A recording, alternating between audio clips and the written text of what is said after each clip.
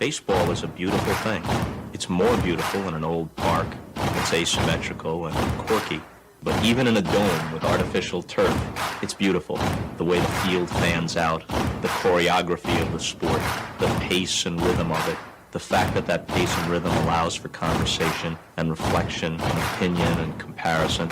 In right field, the crowd is tormenting Strawberries, singing Darryl, Darryl. Little roller up along first, behind the bag. It gets through Buckner. Here comes Knight in the mid-swing. And there's a fly ball deep to left.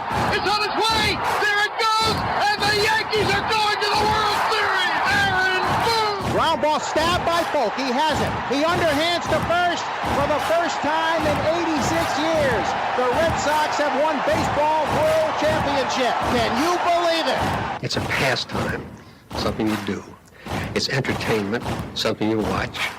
And it's a shared experience, something you talk about and read about. But you can apply those same three criteria to other things. What makes baseball special is that it's the best game that's ever been devised. Smith corks one into right down the line. It may go. Go crazy, folks.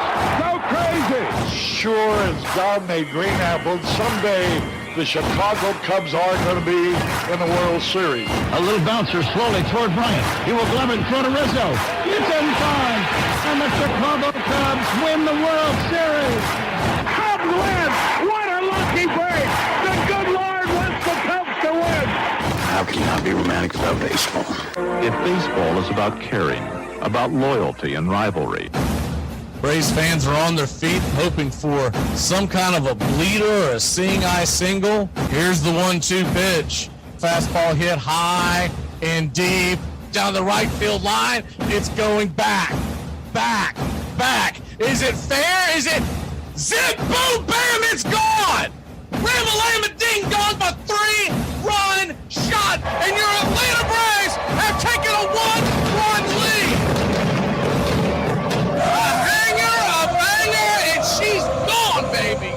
There's a very peaceful thing. It was created and played in pastures and meadows. There's grass, there's outdoors, there's everything that people thought was American and feel about America. You get in a ballpark, and it's the wonder of walking through that dark tunnel and seeing a huge open space where men play the little boy's game.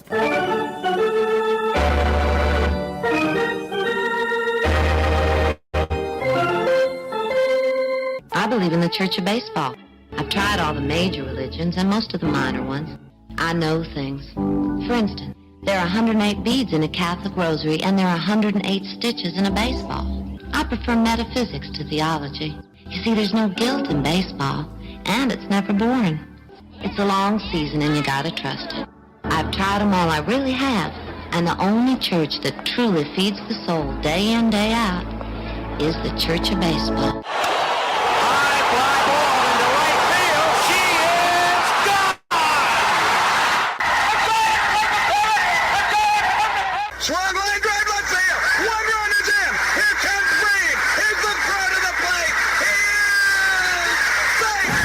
You're in Braves country. If there's a bigger thing going on right now, I don't know what it is. We're down to one strike here. Gurriel, the last hope for the Houston Astros. Here's the 0-2 pitch. Swung on, bounced over to Dansby. Dansby fires it over to first. And here comes the dog pile. Fire the cannons in the battery. Do the chop. All throughout Braves country, pop that top!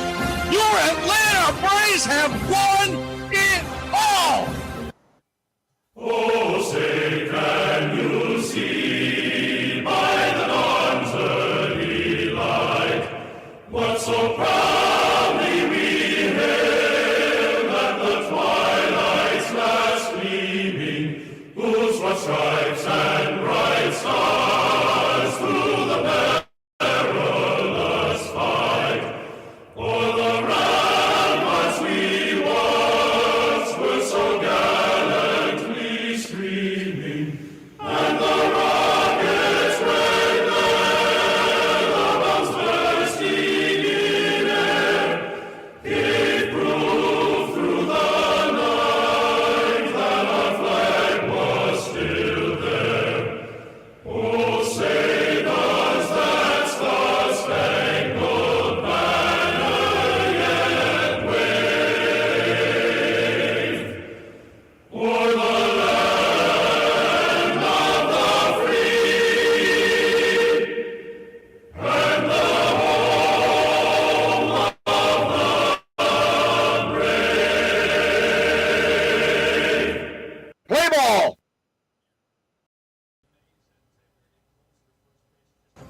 On a beer?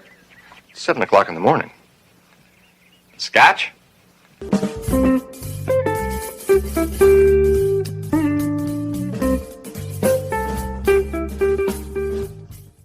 Leading off the designated hitter, Kyle Schwarber, 38 home runs, 104 RBI, 5 stolen bases, bang 248.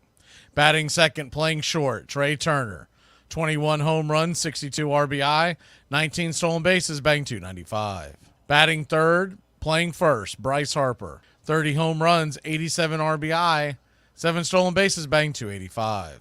Nick Castellanos is in right field and batting cleanup with 23 home runs, 86 RBI, 6 stolen bases, bang 254. Batting fifth and playing third, Alec Boehm, 15 home runs and 97 RBI, a 280 average, 5 stolen bases. JT Realmuto is behind home plate and batting sixth. 14 home runs, 47 RBI, 2 stolen bases, bang 266. Austin Hayes batting seventh, playing left. 5 home runs, 20 RBI, 2 stolen bases, bang 255. Edmund Sosa is batting eighth and playing second. 7 home runs, 31 RBI, 7 stolen bases, bang 257. Rojas is in center field and batting ninth. He has a 243 average with 3 home runs, 32 RBI, 25 stolen bases. On the mound for the Philadelphia Phillies, it's Aaron Nola. 2024 regular season, he was 14-8 with a 3.57 ERA, a 1.2 whip with 197 strikeouts. He'll be going head-to-head with Sean Manaea. The southpaw was 12-6 on the year with a 3.47 ERA, 184 strikeouts, and a 108 whip. Backing up Manaea in the bottom of the first inning, leading off and playing short, it's Francisco Lindor. 33 home runs, 91 RBI, 29 stolen bases, bang 273. Matt Vientos is batting second, playing third. 27 home runs, 71 RBI, batting 266. Brandon Nimmo is batting third and playing left. 23 home runs, 90 RBI, 15 stolen bases, bang 224. And Pete Alonso is batting cleanup and playing first. He has 34 home runs, 88 RBI, 3 stolen bases, batting 240. Iglesias is batting fifth and playing second. 4 home runs, 26 RBI, 6 stolen bases, batting 337. Jesse Winker, the designated hitter, is batting sixth. He had 14 home runs, 58 RBI, 14 stolen bases, batting 253, and a broken helmet. Starlin Marte batting seventh, playing right. 7 home runs, 40 RBI, 16 stolen bases, batting 269. Tyrone Taylor is in center field and batting eighth. 7 home runs, 35 RBI, 11 stolen bases, batting 248. And Francisco Alvarez is back behind home plate and batting ninth. 11 home runs, 47 RBI, 1 stolen base, batting 237. Calling balls and strikes behind home plate today, it's Doug Eddings. James Hoy will be your first base umpire. Carlos Torres manning second, and down the third base line, it's Rob Drake. Deep in the left field corner, Andy Fletcher, and in right field corner, it's Edwin Moscaso. Game time temperatures here at Citi Field, 69 degrees with a chance of rain. The series is all knotted up at 1 apiece, a best of 5, the next 2 here in New York. Game 5, if necessary, will be in Philadelphia on Friday, late afternoon. Phillies and Mets today are a pick'em out in the desert. The over-under is 6.5. Philly minus 1.5 at a plus 160 on the spread.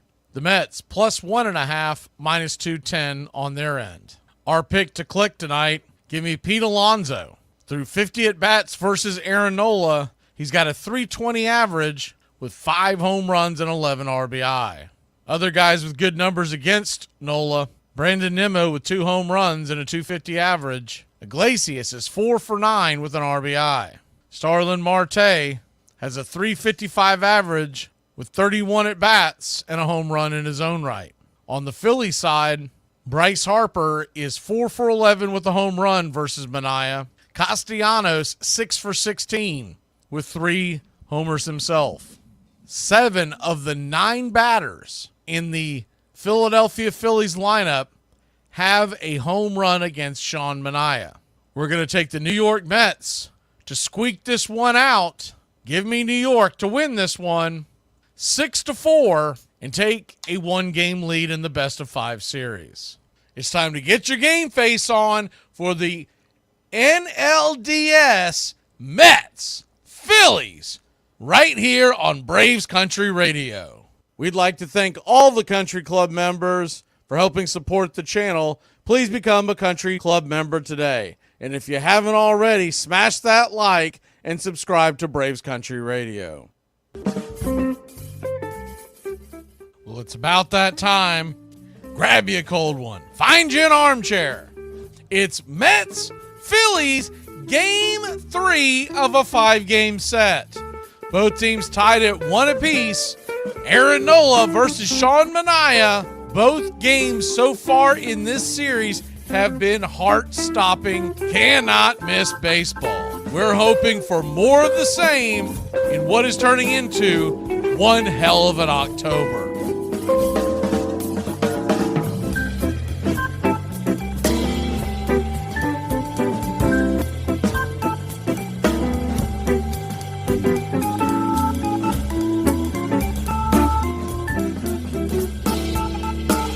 Good afternoon, good evening, wherever you are in this great United States. If you're a Braves fan watching the Mets Phillies, God dog it, Snicker, you get this. Or if you're a Mets fan, if you're a Phillies fan, welcome in. We would be lying if here in Braves Country we say we're actually pulling for anybody here. We're just bringing you the game. And we're just about set for pitch-by-pitch, play-by-play of the Phillies and Mets Game 3. I'll tell you what, I've watched this series so far, and I have been absolutely impressed by this series, and I'm looking forward to this one. This one I'm looking forward to. It's why we picked this series. I think this is going to be a fun series to do. Assuming we have no issues with Milton, we are going to bring you tomorrow's game, and if there is a Game 5, we'll bring you Friday's game. But we don't know because the way they have it barreling down right now, we may miss Milton, but we may get hit by it. So we all know that weather is extremely unpredictable. So we look forward to bringing you today's game. I think we're pretty safe to get you in tomorrow's game. It looks like Milton will be barreling in late tomorrow night, so I think we can get the game in. And then if this game goes just 4 games, we're going to look at the schedule and see what we bring you on Friday. If you missed it, we are going to do college football on Saturday. We're doing the noon kickoff. That one's going to work better with my schedule. So the best game that I saw at the noon kickoff was Georgia Tech, North Carolina. So that's the game we're going to bring you on Saturday. We're going to try to bring you more Southeastern Conference games. There just isn't a really good one on Saturday afternoon at noon. The best one that was out there was South Carolina versus Alabama, and South Carolina got dragged. And I just kind of figure Alabama's going to bounce back from that Vanderbilt loss and win by about 4 or 5 touchdowns. So we're going with Georgia Tech and North Carolina, and each week we're just going to kind of look at and see what the best game available on Saturday afternoon will be.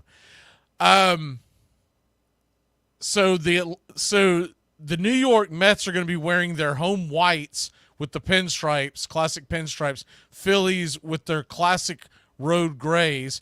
And we are just about set. And yes, sir, it is baseball time here in the National League. First pitch on the way is a swing and a miss from Manaea to Kyle Schwarber. It's 0-1. Schwarber, 38 home runs on the year, 104 RBI, lefty-lefty matchup. The 0-1, 92 up top, 0-2. Mets with the white top to bottom, blue and orange pinstripes, blue with the outline of orange, blue ball caps with the orange NY. Phillies with the gray top to bottom and red helmets, white P, the 0-2. Sweeper down and away, 1-2. So a 1-2 count.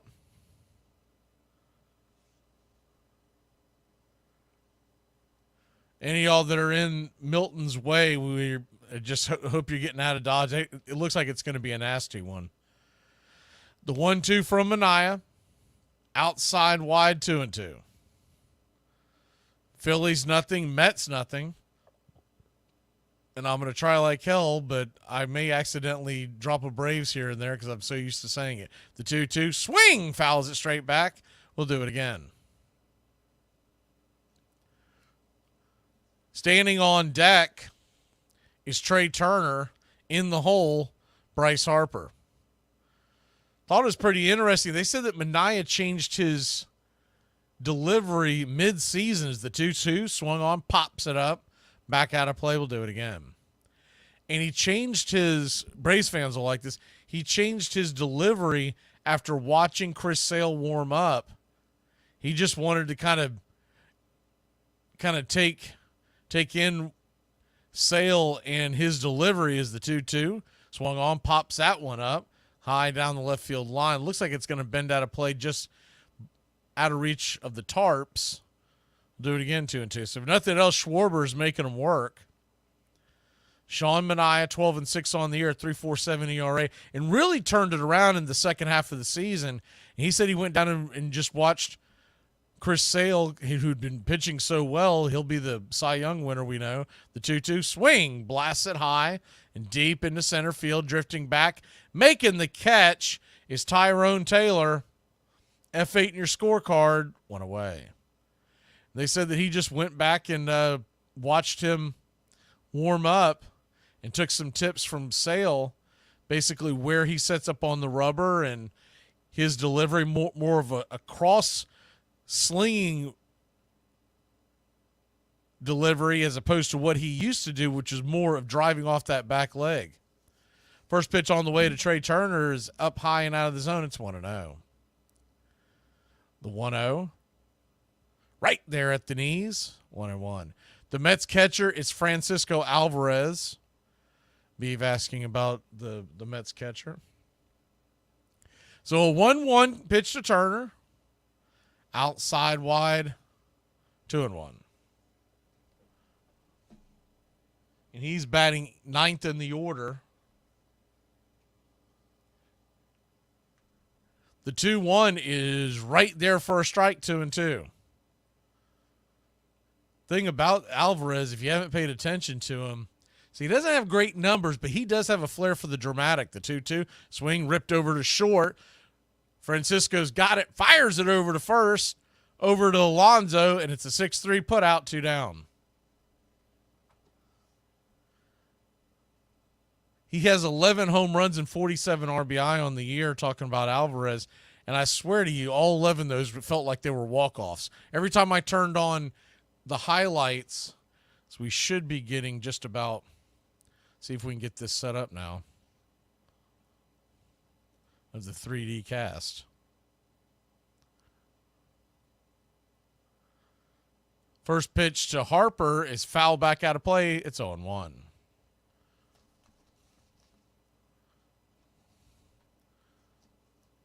Lefty-lefty matchup.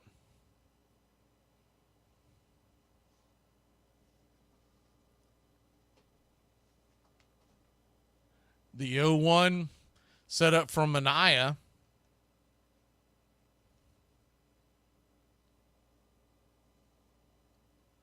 Fires a cross-seam fastball, swing and a miss. It's 0-2.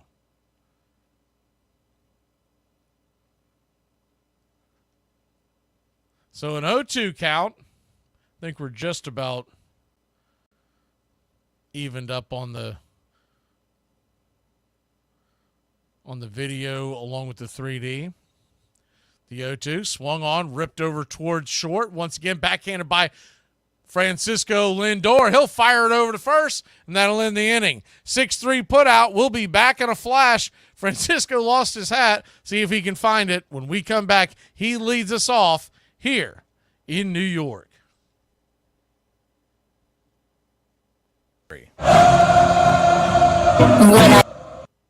In our sundown perambulations of late, through the outer parts of Brooklyn, we have observed several parties of youngsters playing base, a certain game of ball.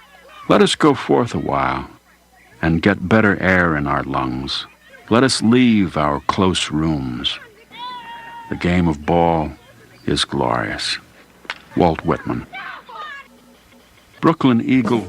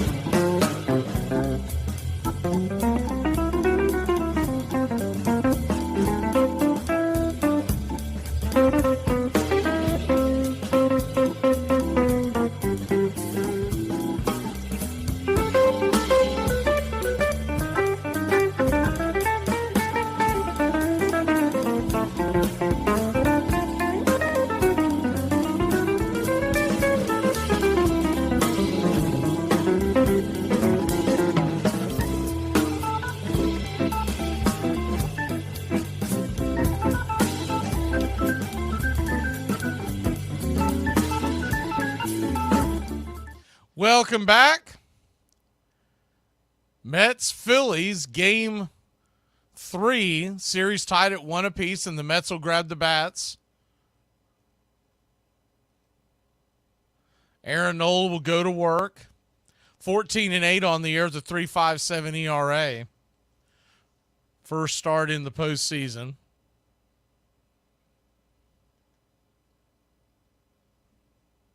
Francisco Lindor leads us off, and the first pitch is right there at the knees.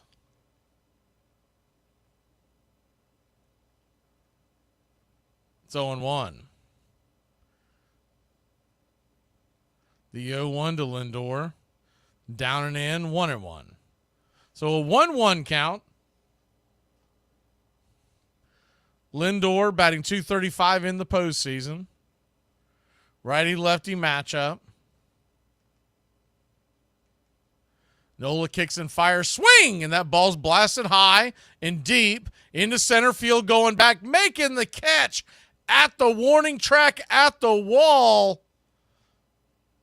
is Rojas. One away. Man, did he give that a ride.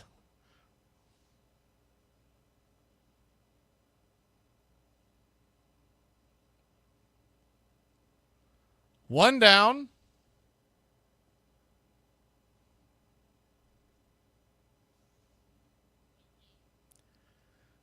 The batter will be Mark Vientos, the third baseman. Righty-righty matchup. First pitch on the way. Swing and a miss. It's 0-1. Vientos batting .400. He's really come on this year. 2 home runs already in this postseason. Vientos, 27 home runs from the third base position. The 0-1 swung on, swatted foul down the right field line. It's 0-2.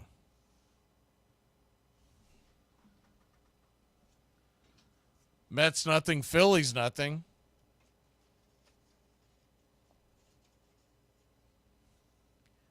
The 0-2. Kicks and fires. Swing and a miss. Strike 3. Knuckle curve got him on the outer edge to away.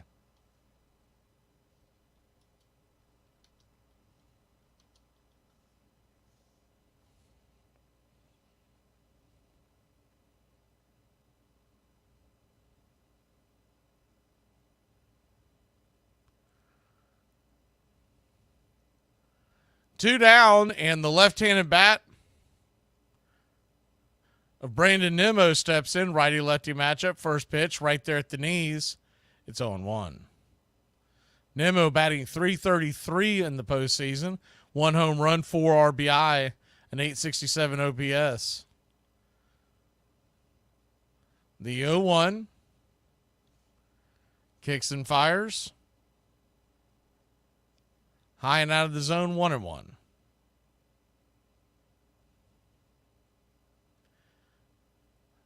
Aaron Nola just 8 pitches in, already 2 outs. The 1-1-2 Nimmo. 94 misses just high and out of the zone, 2-1. Noticing that, I guess because it's FS1. Man, Fox, I do not like their broadcast. Their strike box is terrible. The 2-1 pitch. Swing and a miss, 94 right down the pipe, 2-2. Really hope that nobody else goes to this terrible version of a strike zone box for the broadcast. It's faint at best. You can barely make it out. And I think that's their intent. But I've come to like the ones that they use on Bally and whatnot. The 2-2 down and inside, 3-2.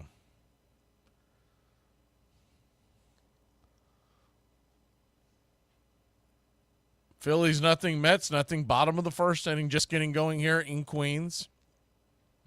The payoff pitch to Nimmo. Inside, caught, looking, strike 3. And he'll go grab his glove and head out to left. Nothing, your score. We go to the second inning.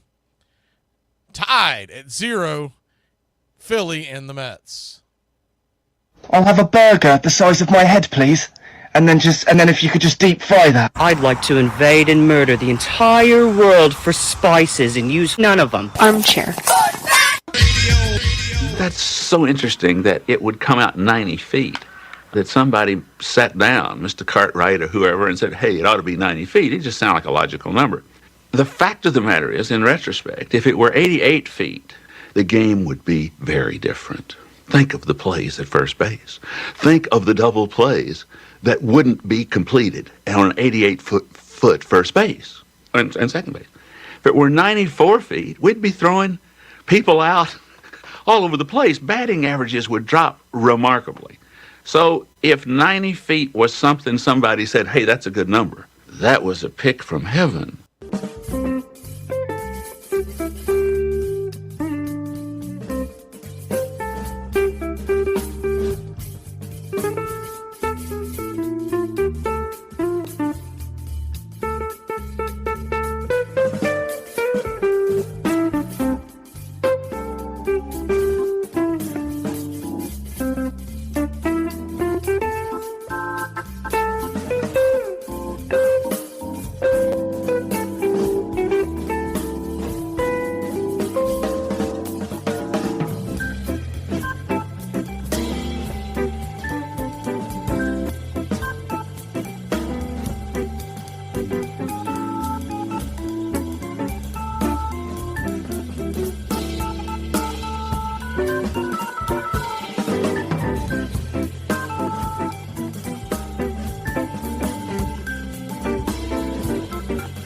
Play ball!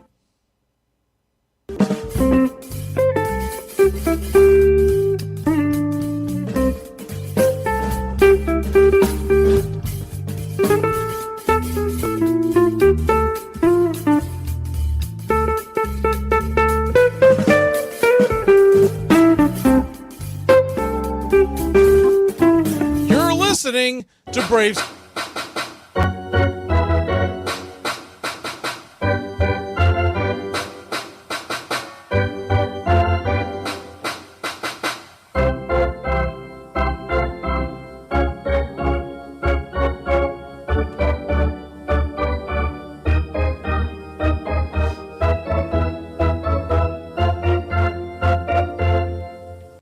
Welcome back. Sean Mania goes back to work.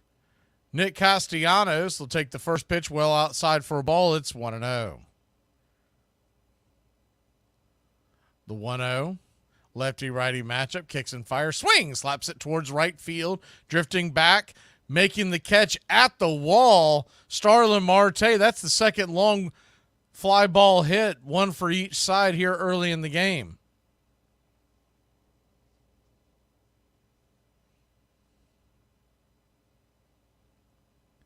Nothing, your score.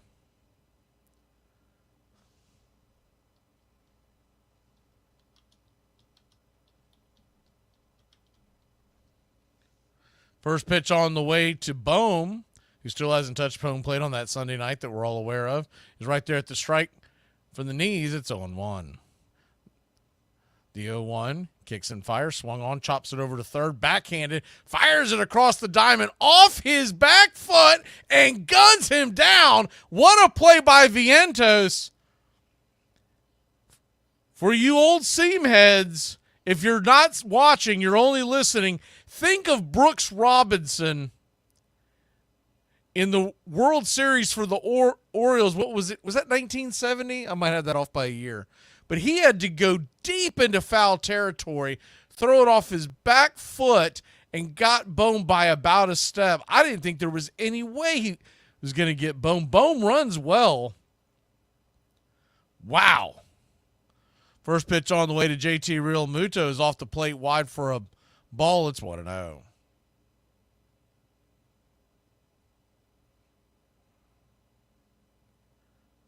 The 1-0 kicks and fires right there up top for a strike. 1-1. Real Muto,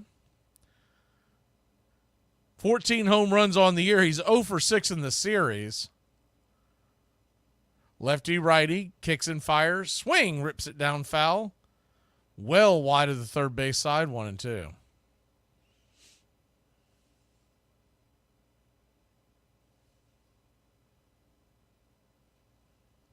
So a 1-2 count, 2 outs here, and the Mets fans are on their feet. The pitch. Whoa, that ball hit him right in the shoulder, and JT Real Muto will head on down to first.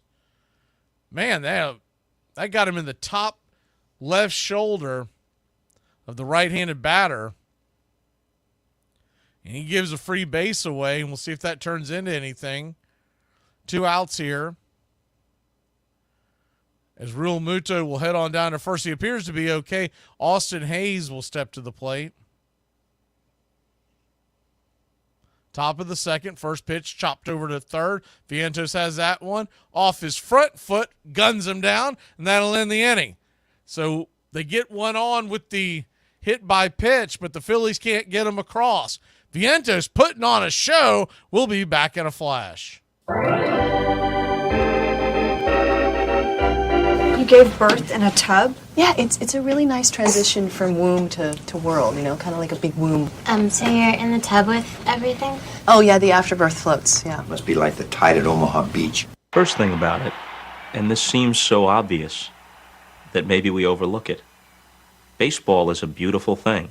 It's more beautiful in an old park that's asymmetrical and quirky, but even, and I hate to say this because it might encourage them, but even in a dome with artificial turf, it's beautiful. The way the field fans out, the choreography of the sport, the pace and rhythm of it, the fact that that pace and rhythm allows for conversation and reflection and opinion and comparison. It's a pastime, something you do. It's entertainment, something you watch. And it's a shared experience, something you talk about and read about. And that's marvelous, but you can apply those same 3 criteria to other things. What makes baseball special is that it's the best game that's ever been devised. Oh, let's not go to the World Series without Stillwell's toys! Can you send my baseball? Sure. There. Wow. Avoid the clap, Jimmy Dugan. Wow. That's good advice!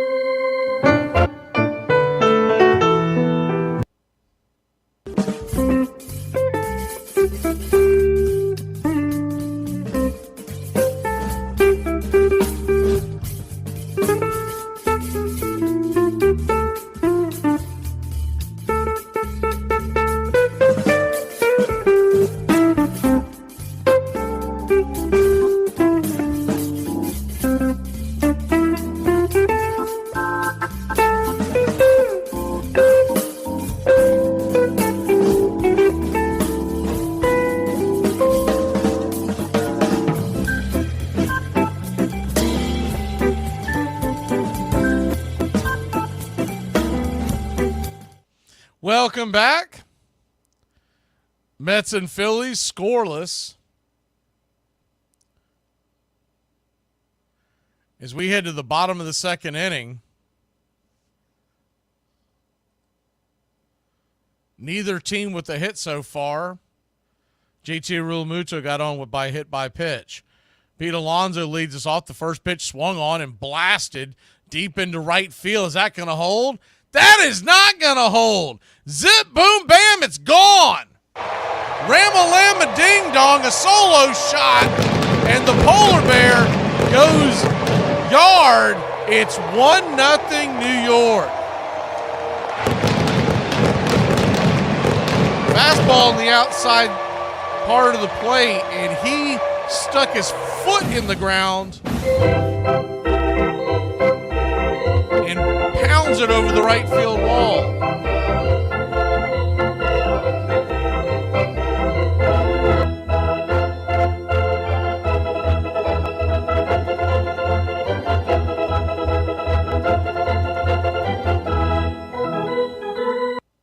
First pitch on the way to Iglesias is outside for a strike. It's 0-1. I got to figure what sound I'm going to use, because obviously I don't want to play the chop. It's too weird playing the chop when these guys hit home runs and whatnot. The 0-1. Outside wide, 1-1. I didn't really have a chance to do it today. I'll probably have it figured out by tomorrow's game. 1-0 your score. The 1-1. Kicks and fires. Swing. Rips it over. Oh, that ball's going to get into left field, down for a base hit. And the New York Mets got one on. Nobody out here in the bottom of the second inning. Iglesias, the number 5 hitter. I was a little surprised he was hitting so low in the lineup, because looking at Iglesias' numbers, I mean, this guy's had a season for seasons. Iglesias, though he only has 4 home runs, 26 RBI, he's hit well over 330 this year for the Mets playing second base. Jesse Winker comes to the plate right there at the knees, 79-mile-an-hour knuckle curve. It's 0-2. So an 0-2 to Winker. Runner at first, nobody out. Nola looks over his shoulder. Brings it. Swing. That ball's lifted high into right field. And that ball's going to go a leaping catch. Castellanos drops it. I think he's going to be credited with an out, but Iglesias tags up. Now, the question that I have is, it looks like he ran out of the baseline. There's all kinds of madness going on. Are they not giving the out to Castellanos? They may have to take a look at this. So Castellanos goes to the back of the wall, leaps. When he comes down, the ball pops out of his glove. Now, the question is going to be, A, what was the call on the field? And B, do they want to take a look at this? Castellanos believes he made the catch. I do know this. As he jumped to the wall, the ball, yeah, I think they're going to give him the catch. But if he did not end up tagging up and he went halfway and they call that an out, then Iglesias is going to be doubled up. This is a really big call. You're either going to have a double play or you're going to have runners on first and second and nobody out. What it looked like is that he made the catch, and the old rule used to be you had to transfer it from your glove to be considered an out, but they don't do that anymore. Nowadays, they'll say that, hey, if you had possession of the ball, ever since the age of replay, if you have possession of the ball, you don't have to make the transfer. It can be considered an out. They changed that quite a while ago, and now it really is up to the discretion of the umpire. But looking at the replay, Iglesias never tags back up. So he ends up, in fact, the two runners almost crossed over on each other. But if they call that a catch, that's going to be a double play. unless they just put Iglesias back on first. It really just comes down to how they want to do it, because it's really up to the umpire's discretion in this one. This one could get a little messy.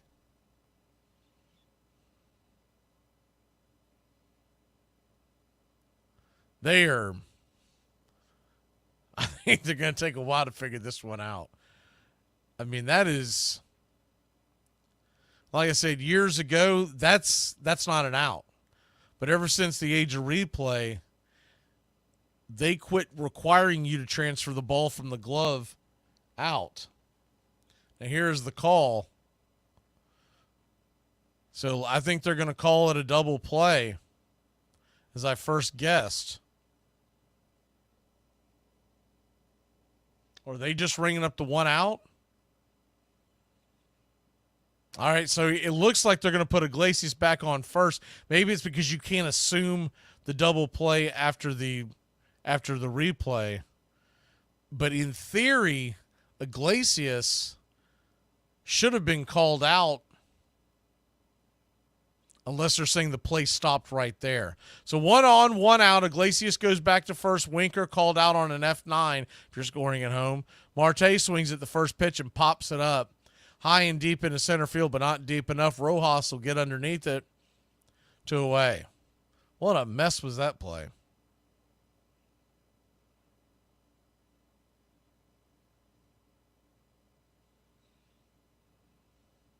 Yeah, I saw that interview on John about the Acuna. I mean, I don't think that was breaking news to anybody.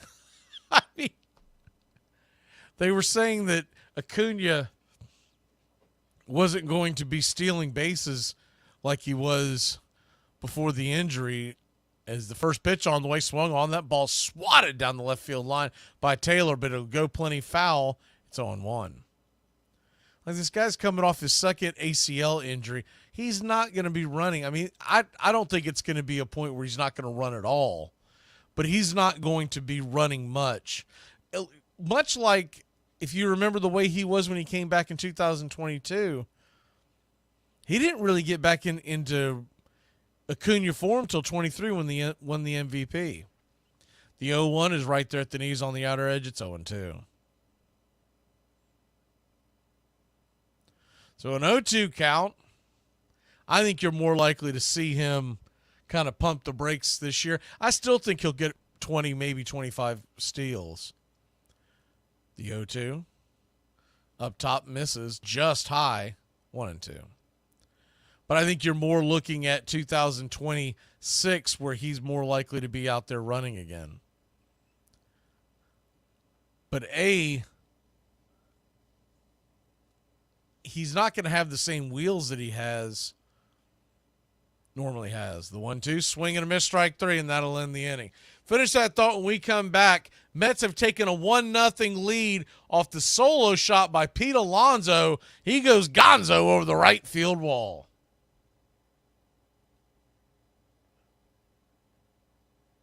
You shut up! You shut up! I'm so scared right now, you shut up! Are you doing this? No, I'm doing this.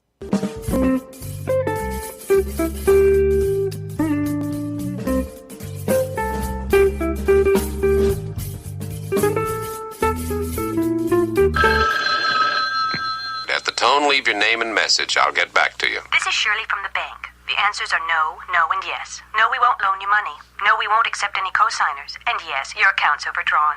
I get off at 4:30. It is the American game. That's just what it is. And actually, it makes you me. I'm 81, but I can feel like I'm 15 when I'm talking baseball. I'm watching baseball. This is it. It does this. It can do this to any man. It brings you back. Started training mixed martial arts, MMA, some people call it UFC. You do UFC. UFC is an organization. MMA, mixed martial arts, is a sport. That's like saying you do NBA, you know? You do Golden State Warrior. Anyway.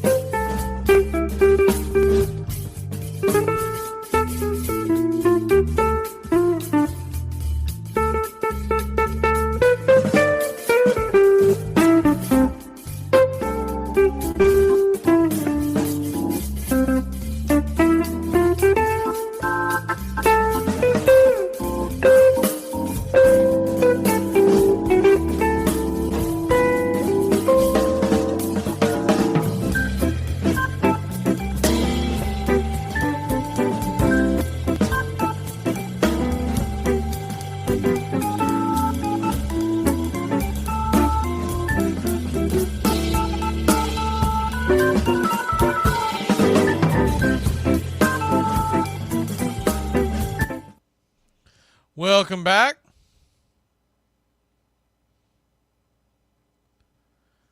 Mets and Phillies. New York has taken a 1-0 lead here in the top of the third inning.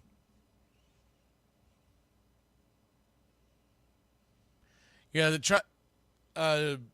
Travis d'Arnaud, they're expecting them to pick up the option. The big question is, does he retire? I don't think he's ready to retire yet, especially because the Braves are not asking him.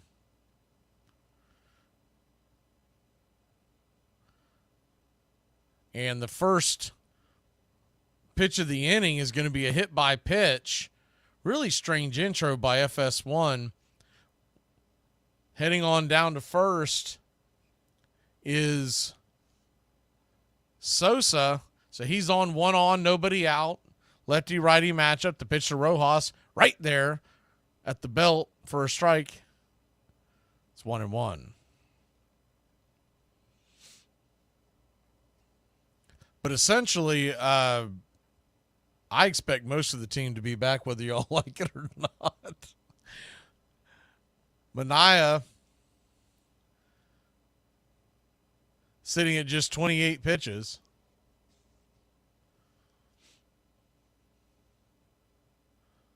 Lefty righty, the 1-1 from Manaea. Quick step, swing and a miss. Change up over the edge. 1-2.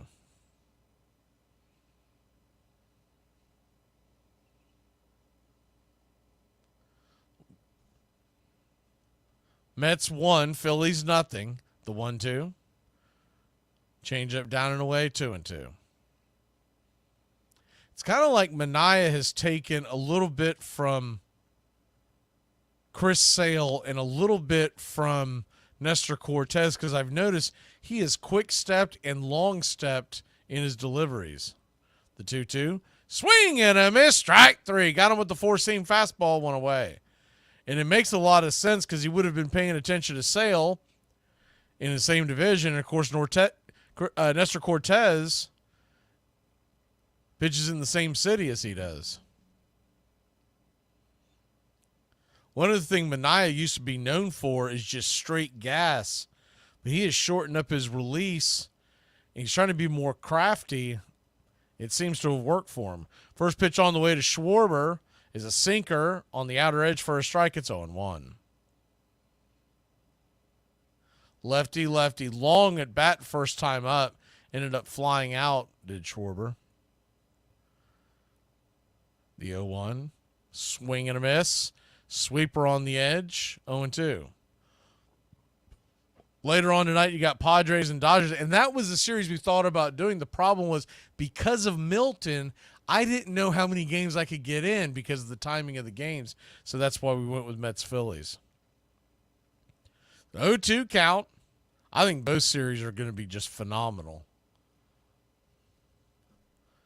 There's some real beef between the Padres and Dodgers, and it's been fun to keep an eye on that as well. The 0-2. Manaea looks in, brings it. 94 misses high and out of the zone, 1-2.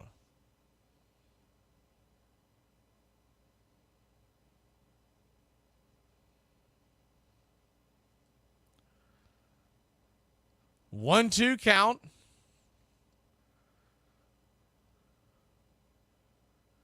Manaea comes set, flips it over to first. Really soft toss, nothing that you would even consider being a pickoff move, more of just like playing catch over there.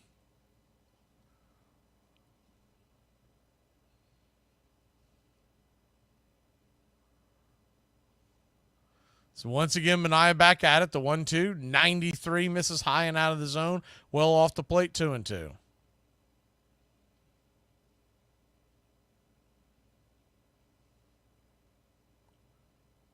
A 2-2 count.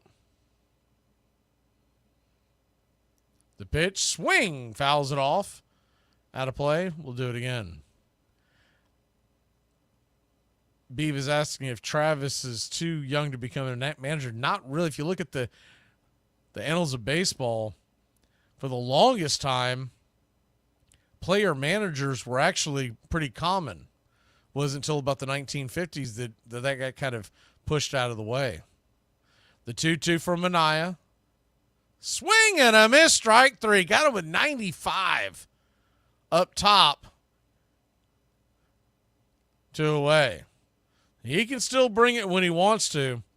But you notice that Manaya's fastball nowadays more sits around the 93, 94, and then if he has to go a tick up, he can rear back and still get that 95. I was watching him the other day, and I actually saw him get up to 96 once or twice. First pitch on the way to Trey Turner is slapped into left field. That's down for a base hit. And the Philadelphia Phillies got runners on first and second. 2 out, but here comes that man, Bryce Harper. That looked like a get-me-over strike, and I just don't think you can do that with Trey Turner. There's a reason that guy got over $300 million. Yes, Pete Rose was a player manager, Beef. He might have been the last one. I'm trying to think if there was one before since then. I believe he was the last one. He kind of screwed that up for everybody. They were afraid the player manager would start betting on games. Harper at the plate. He's 0 for 1, lefty. Swing and a miss. Sweeper on the outer edge. It's 0-1. Minaya 39 pitches in, so still pretty good on that front if he can get out of this inning fairly quickly. Infield is back and to the right for the lefty. The 0-1. Swung on, swatted foul down the line. It's 0-2. Sun hasn't quite set here in Queens. Mets fans waving their orange playoff towels. Trying to will Minaya to one more strike. The 0-2, they set up outside wide. Tapper back to the mound, and Manaya's got it. He'll flip it over to first, and that'll end the inning. So the Phillies threaten but can't get it to come on home. We'll go to break. When we come back, Jerry Seinfeld's Mets will grab the bats.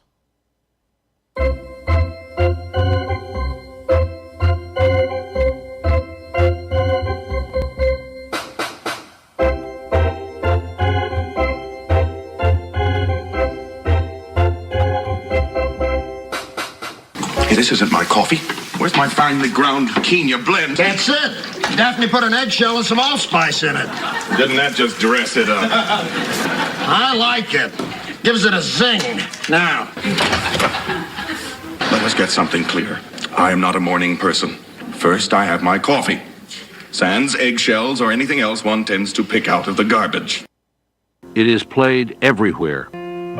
In parks and playgrounds and prison yards.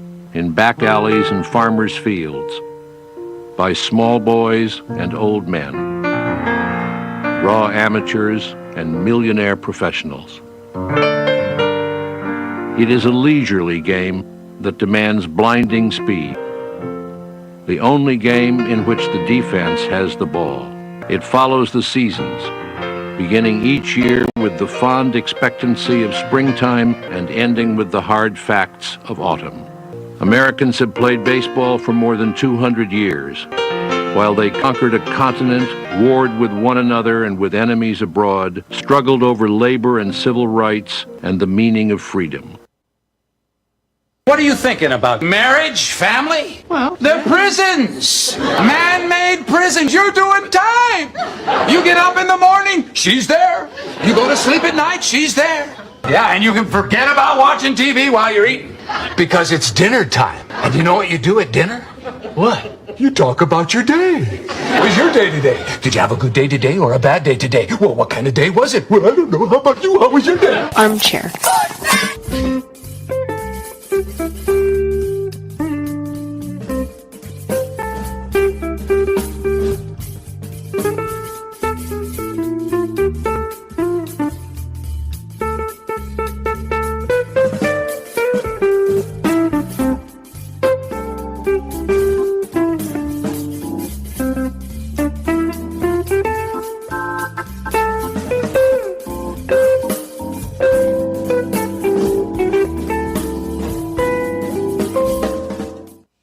Welcome back to Braves Country Radio. Yeah, we're looking forward to those Once Upon a Pastime series. We're starting it off with the Pete Rose for people who haven't seen what Envy's talking about, or the Beeve, or Y'all are confusing me. John's calling her Envy, but it still says the Beef. It's gonna be, the first Once Upon a Pastime series is gonna be on the Pete Rose, on his legacy. First pitch on the way to Francisco Alvarez is swung on. That ball is swatted down the left field line.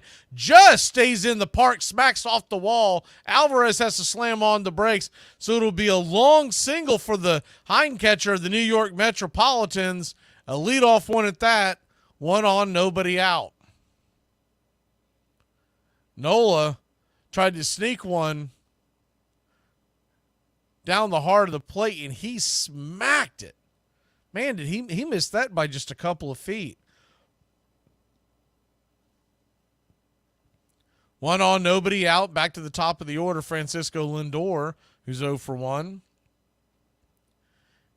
He gave the ball a ride his first time up, flew out to center at the back of the wall. Righty-lefty matchup. The 0-1. Swing and a miss, 0-2.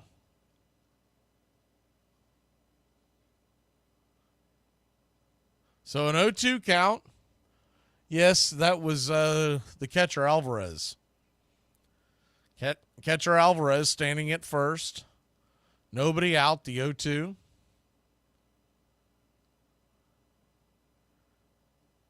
Kicks and fires. Misses high, 1-2. So a 1-2 count. Alvarez at first. Lindor at the plate.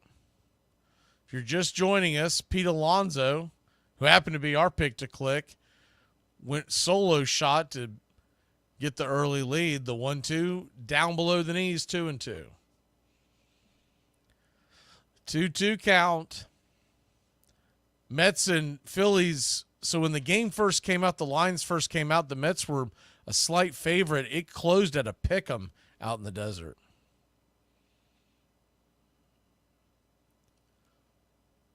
Nola will step off the rubber for a second as Lindor steps out of the box. The 2-2 to Francisco. Nola brings it. Swing! That ball's lifted into center field. Fly ball coming in, making the catch. The running catch is Rojas. One away. We've got some other, I think, pretty fun Once Upon a Pastime. So for folks who aren't familiar with what we're doing with the Once Upon a Pastime series, we're going to be doing them on Thursday nights in the off season. So the first one begins, I believe that's the 7th. I might have the date mixed up. Whatever that first Thursday is. Yeah, November 7th. They'll be coming on at 7 p.m. on Thursday nights here on Braves Country Radio. First pitch to Vientos is sawed off foul out of play. It's 0-1. And that one we're going to go over basically the case for and against Pete Rose going into the Hall of Fame. And we'll have people be able to put their 2 cents in. We'll even open up the phone lines if anyone wants to call in, but we'll take all the questions as well. The 0-1 swung on, lifted high, not very deep into left field. Underneath making the catch is Austin Hayes. He'll fire it back into the infield. 2 away. We've got a lot of different things that we're going to go over. We've done some Once Upon a Pastimes in the past, but they've never been live. They've always been recorded. And we've decided this year it'd just be more fun to do them live and get everyone's 2 cents in, even if you don't want to call in, to just be able to react or answer questions, or people might have little tidbits that they know. First pitch on the way from Nimmo, swung on, popped up, can of corn. Coming over making the catch is Bryce Harper, and that'll end the inning. So the Mets get the leadoff single, a deep single, but can't do anything with it. We'll be back in a flash. Mets 1, Phillies nothing, heading to the 4th. All right! I can't see you. Let me hear you. The decision to have the kids earn their jersey numbers, is there a story behind that, and what are you hoping that creates? I'm old school. Anybody here over 45? Didn't we have to earn every darn thing we got? Ain't nobody gave us nothing. So this whole new thing, first of all, We got this new thing now in college football about double numbers. We didn't have. If somebody gave you a double number in college, that assured that you weren't gonna play. That's how it was, wasn't it? Now it's like normal. You got to earn stuff. Ain't nobody giving you nothing. We got kids, ain't played a snap, and you want to be one? You know what number one meant back in the day for us? That you were that one. Now you got number one getting the frame tore out of him out there on the field. Like, come on, you got to be crazy. Armchair. It measures just 9 inches in circumference, weighs only about 5 ounces, and is made of cork wound with woolen yarn, covered with 2 layers of cowhide, and stitched by hand precisely 216 times. It travels 60 feet 6 inches from the pitcher's mound to home, and it can cover that distance at nearly 100 miles an hour. Along the way, it can be made to twist, spin, curve, wobble, rise, or fall away. The bat is made of turned ash, less than 42 inches long, not more than 2 3/4 inches in diameter. The batter has only a few thousandths of a second to decide to hit the ball. And yet the men who fail 7 times out of 10 are considered the game's greatest heroes.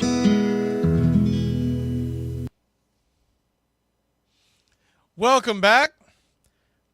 Mets and Phillies here on Braves Country Radio, the National League Division Series. Best of 5, and the series is tied up 1-1. Phillies will come to bat. Castellanos will lead it off. He's had some big hits already in the postseason. Nick Castellanos, to me, is the ultimate, what people would call a gamer. That guy, regular season, doesn't do anything that really jumps off the page at you. He had 23 home runs, 86 RBI. It's about right for Castellanos. He is below average in the outfield, but when the calendar hits October, he's making diving catches and hitting bombs. First pitch on the way to Castellanos, swung on, swatted down the left field line, just foul. It's 0-1. Looping line drive that just went foul near the tarps. The 0-1. Minaya, by the way, at 42 pitches as he begins the 4th. Kicks and fires. Swing and a miss. Pulled the string on that sweeper. It's 0-2. I still am I'm never going to be okay with these dopey reporters interviewing managers during the game. And I get it. They probably did the interview during the break. I still don't like it. The 0-2. 93 just missed the outer edge. 1-2.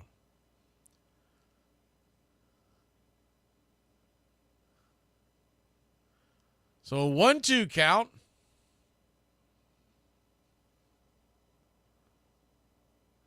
Brings it. Swing. Fouls it back. Four-seam fastball jammed him inside.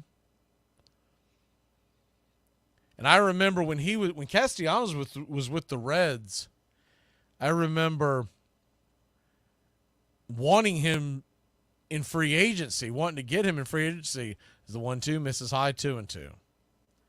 When he signed with Philly, I was like, you've got to be kidding me. Because every time I've ever seen him play, and I know obviously he's not this great hitter because you see his numbers and it doesn't compute. The 2-2 swung on, foul back. We'll do it again. But every time I've seen him play, I mean, they just showed a number there. His career OPS in the NLDS is 1242, which is when we've normally ran into Philly. The 2-2 swung on, lifted high into right field. Drifting back, making the catch is Marte. One away. But if I did not follow baseball and I just assumed everything I saw, I would have think that Nick Castellanos bats about 350, 55 home runs, and gets about 130 ribbies and has a Gold Glove. Because every time I've seen him play against Atlanta, especially in the postseason, he's just been unbelievable. Alec Bohm comes to the plate. He takes a swing at the first pitch, and he'll drill that into the gap. That's going to go off the wall, barehanded by Taylor. He's going to fire it into second. Did he get him? He got him. Wow. What a throw by Taylor and a great tag by Lindor. And there's no argument by Bohm. He wasn't really Cadillacing per se, but I'd like to see a replay to see if he was busting it out of the gate. They got him on the shoulder, on the helmet, as he went by. Might have got him on his mullet. Nonetheless, he's out.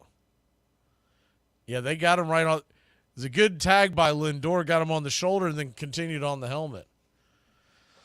First pitch, a changeup off the plate wide for a ball. It's 1-0.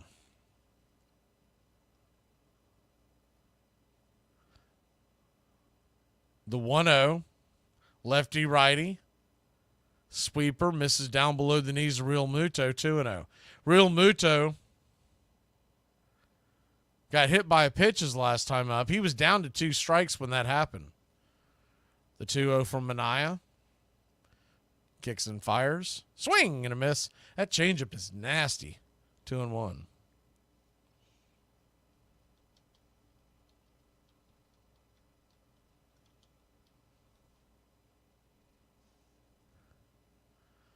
A 2-1 count. Swung on, chopped foul down the third base line. Evens up the count 2-2.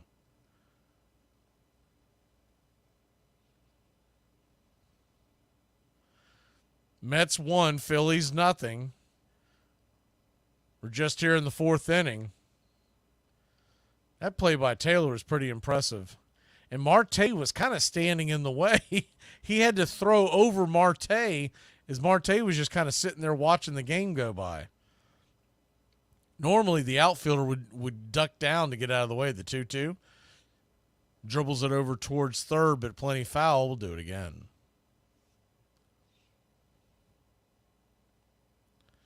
So 2-2 count.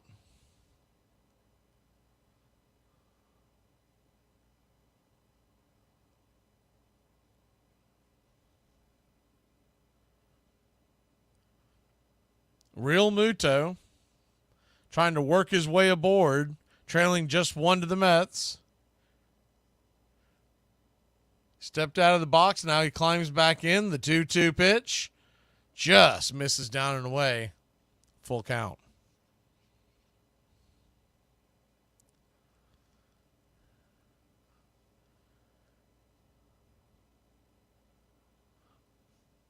The full count from Minaya. Payoff pitch, swing, lifts it into center field. Coming in, making the jogging catch is Tyrone Taylor, and that'll end the inning. He gets a handshake from Iglesias after that great throw earlier in the inning. Mets lead at 1-0. We'll head to break, and they'll grab the sticks when we come back. It's the game my father taught me how to play. It's time I saw things on a level plane. Something was rolling towards me, and it said Spalding on it. I picked it up. Instinctually, we push it back. And those days, those summer days became fall days, became our Sundays together with my brothers and I, and my dad whipping off his wicked curve. I just remember how my hands hurt. At first, I was afraid of the ball and his coaching, keep your shoulder in there, don't bail out, it's not going to hurt you, and that's what I remember. Don't you understand? This pool is our bootstraps, and it's lifting us up into the middle class, dude. Well, just accept the fact that you're white trash, all right? Take a look at yourself. You can't do backflips. You don't know karate. You're white trash. 40 games at $50 a piece? That's like $2,000. Per seat. Per seat? How many seats did you buy? 1, and the one next to it. That's $4,000. Unless they get in the playoffs, because for some reason playoff tickets are more money than regular seats. They'll never make it. What am I talking about? They're a lousy team this year. You spent $4,000 on a lousy team? Well, let me explain something to you about basketball. All right. You cannot get season tickets like this with a good team. You got to ride out the bad years, hoping for a good one. That's what you said 17 years ago when I married you, and I'm still waiting for a good one. At its heart lie mythic contradictions. A pastoral game born in crowded cities. An exhilarating democratic sport that tolerates cheating and has excluded as many as it has included. A profoundly conservative game that often manages to be years ahead of its time. It is an American odyssey that links sons and daughters to fathers and grandfathers. And it reflects a host of age-old American tensions between workers and owners, scandal and reform, the individual and the collective.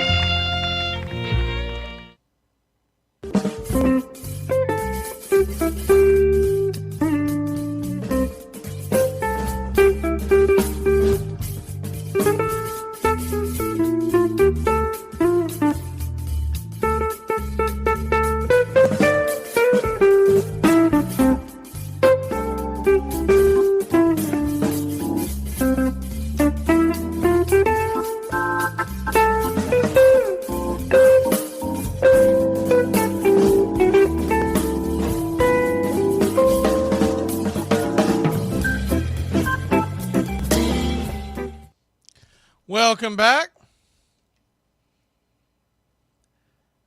New York Mets lead this by just one. Pete Alonso, who went yard his first time up, stands in versus Nola. Nola, first pitch is a knuckle curve down and away. It's 1-0. He took a fastball that was on the outer part of the plate up in the zone and drilled it over the right field wall. Probably won't see that pitch again, the 1-0. Righty-righty matchup. Kicks and fires. Another knuckle curve, 2-0. Pete Alonso, a free agent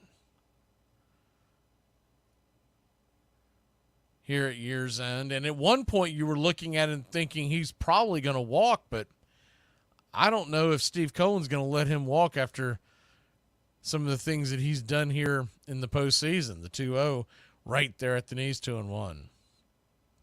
He didn't have a phenomenal year, but it wasn't terrible either. Pete Alonso hit 34 home runs and 88 RBI. The 2-1, 92 at the knees, 2-2.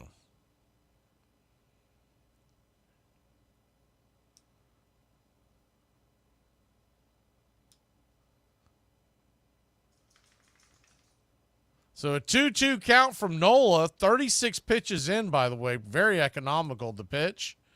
Down and away, ball 3. Full count to Alonso.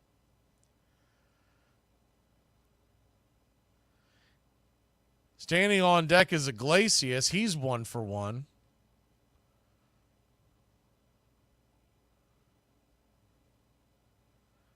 The 3-2 kicks and fires. Right there at the knee, strike 3, caught looking. Pete Alonso doesn't like it. He was trying to head on down to first, but it did appear to hit the zone. 1 away. With a 4-seam fastball at the knees and 2 strikes and you're Alonso, you gotta swing the bat there. You can't expect to work your way aboard on a borderline pitch like that. First pitch on the way to Iglesias is 92 on the inner cut. It's 0-1.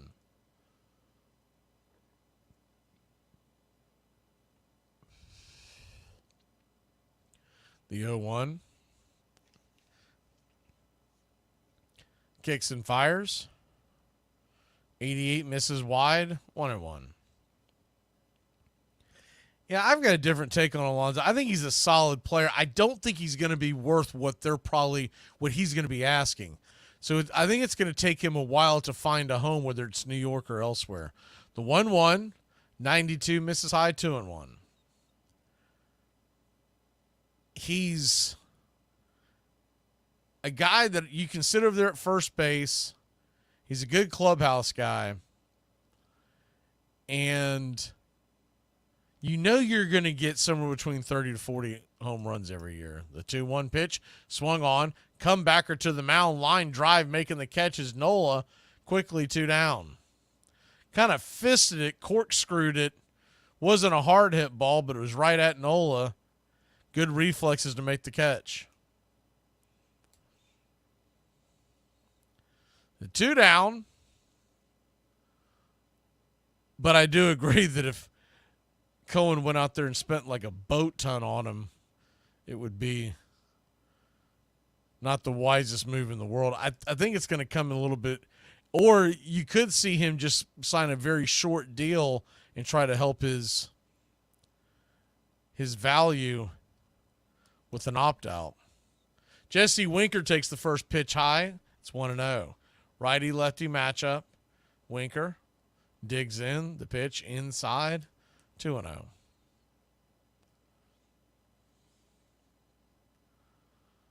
Mets 1, Phillies nothing. 4th inning. Later on tonight, I believe 9 o'clock first pitch. Somewhere in that neighborhood, 9:05 is the 2-0. Little below the knees. That was called for a strike. Winker doesn't like it. Can't say I blame him. That one was low, 2-1.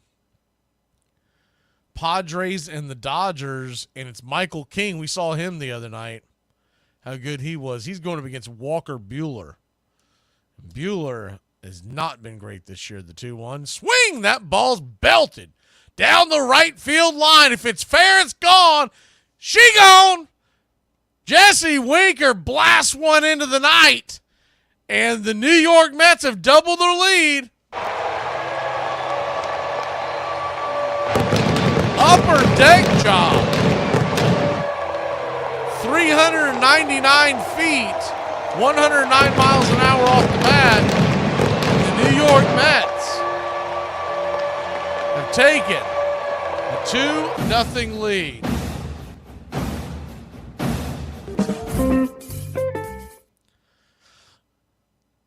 That fastball once again by Nola just kind of flattening out in the zone. You wonder how long Philly will go with Nola. He hasn't pitched terrible, but he has left 2 balls just hanging up there. First pitch on the way to Marte is a sinker at the knees. Might have been a touch below, but called a strike. It's 0-1.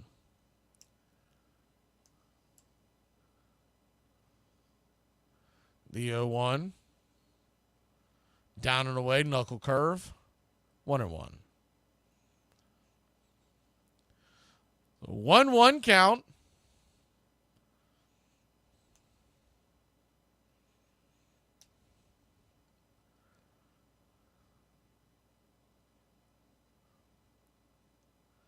Pitch on the way to Marte. Swing and a miss. 1-2. Looks like, I don't know what's going on with the scoreboard, but I'm going to have to reset it. The 1-2. Down and away, 2-2. Starlin Marte, 0 for 1. Just a couple of seasons ago, Starlin Marte was really the straw that stirred the drink in this lineup. He was batting second regularly. Now down to the number 7 spot. The 2-2 pitch. Did he go around? Look like he did. He did. Got him. Strike 3, and that'll end the inning. But not before the Mets put one on the board. It's 2-0. New York, we go to the 5th. Statute. What? Statute of limitations. It's not a statue. No, it's statue. Fine. It's a sculpture of limitations. In 1856, a British-born music teacher and enthusiastic cricketer named Henry Chadwick saw the Knickerbockers play the New York Gothams and became an instant convert to baseball. Chadwick developed the box score, wrote and edited the most popular players' manual, and launched one of the first baseball columns, covering the Knickerbockers and their challengers, the Gothams, Eagles, Empires, Excelsiors, and Atlantics, in the pages of the New York Clipper. And he began keeping comparative statistics so that he could measure one player's performance against another's. Babe, I'm telling you right now, Saturdays and Sundays are about to be off limits. I'm watching football for 12 hours a day on Saturday and 12 hours a day on Sunday, and there's nothing you can do about it. Don't make any plans that involve me. Don't ask me to do anything. And make sure that fridge in there is stocked with beer every Saturday and Sunday morning, and we won't have any problems. Armchair.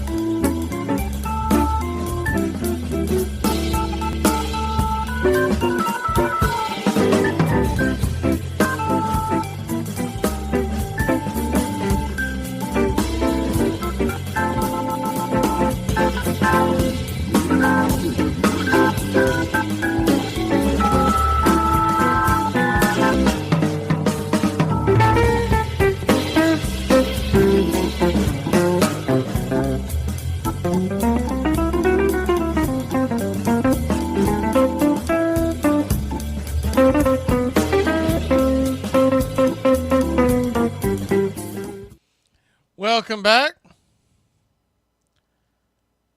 2-0 your score. We go to the 5th inning. Jesse Winker and Pete Alonso have hit solo shots if you're just joining us. Sean Manaea goes back to work into the number 7 hitter Hayes. Lefty-righty matchup. First pitch on the way is right there for a strike on the inner cut. It's 0-1. Austin Hayes 0 for 1. Kicks and fires. Swing and a miss. 91 up top. 0-2. Hayes grounded out to third his first time up. The number 8 hitter Sosa is on deck. Rojas in the hole. 0-2 count. Manaea lets her rip. Swing and a miss. Strike 3. 1 away.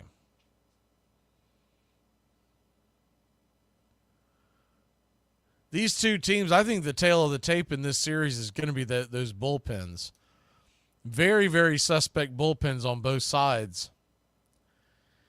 And though the starting pitching will probably keep both teams in the game, it's going to be really what this series comes down to is the 7th, 8th, and 9th, and even deeper is the first pitch on the way to Sosa is right there for a strike. It's 0-1. The 0-1. Swing and a miss. 0-2.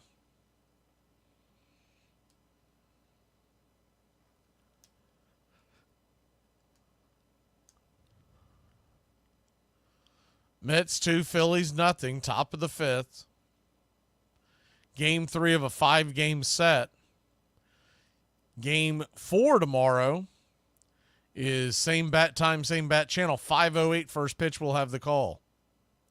Assuming Milton stays away. The 0-2. Swing and a miss. Strike 3. Change it, man. He's got that pitch working today. 2 down. 4th strikeout of the day for Manaea. Nola has 5.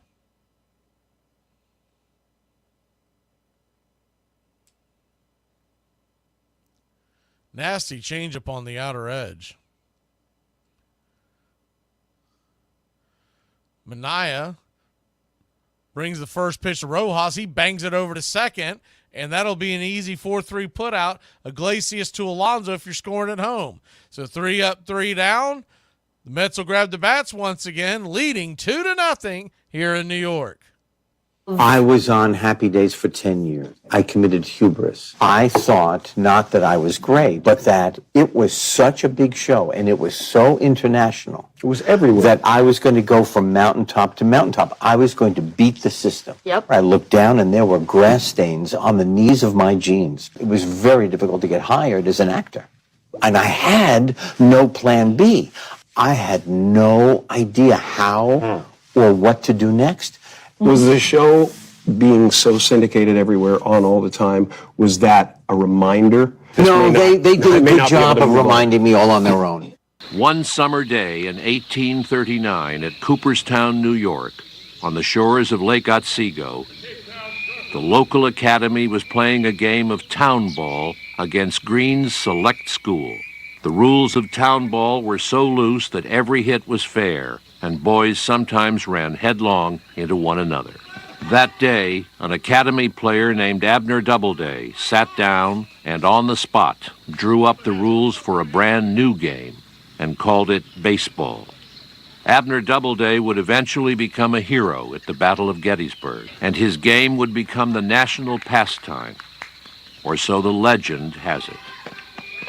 Abner Doubleday really was a distinguished soldier, but he was at West Point, not Cooperstown that summer, never claimed to have had anything to do with baseball, may never have even seen a professional game.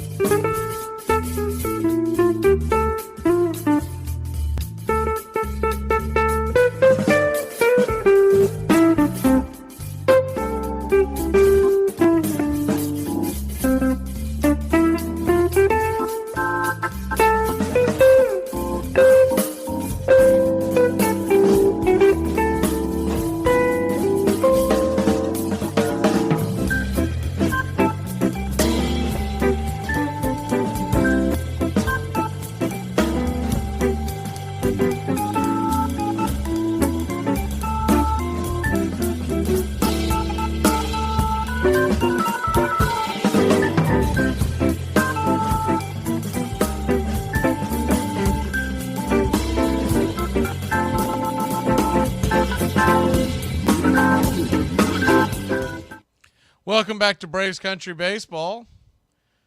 Braves Country Radio. It's Mets and Phillies, game number 3.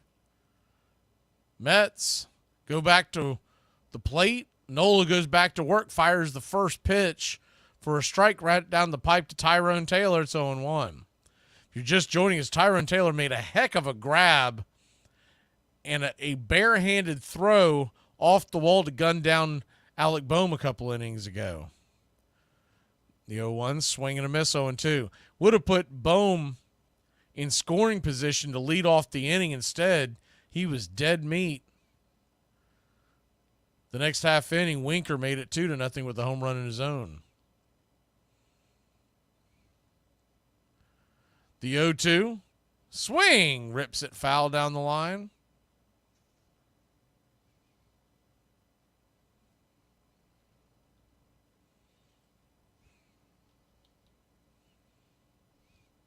Mets 2, Phillies nothing.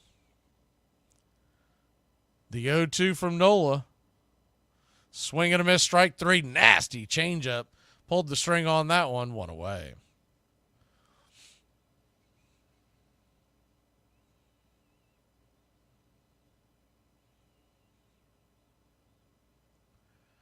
One down.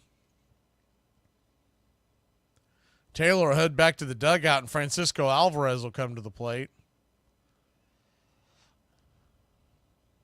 Righty-righty matchup. First pitch to Alvarez is a sinker at the knees on the outer edge. It's 0-1.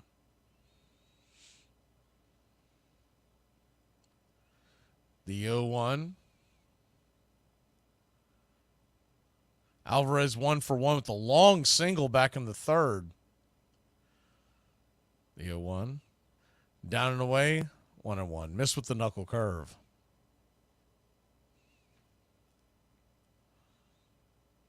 One count. Standing on deck is Francisco Lindor. Packed house here in Queens.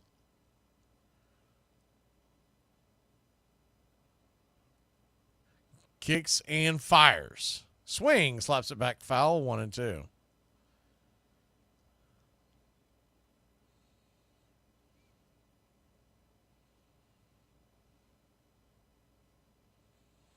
A 1-2 count.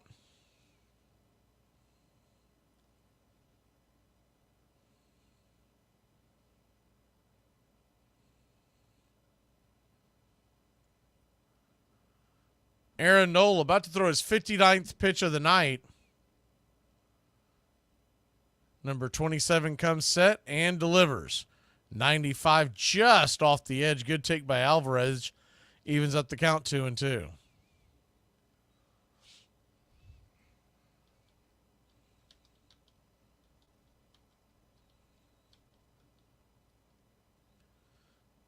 The 2-2. Time is called by home plate umpire, and it looks like it's going to be an automatic ball. So now a full count. I think he's claiming that Nola didn't come set and engage in time. Still think that's the goofy. Oh, no, the actual clock itself burned out. Okay. The payoff pitch to Alvarez. 92 inside, caught looking, strike 3. Pitch was on the inner edge, probably a touch off the plate. But Alvarez won't complain because he wants those same calls when he's behind the plate with Minaya. Did look like it missed just a bit, but a good frame by JT Real Muto to away.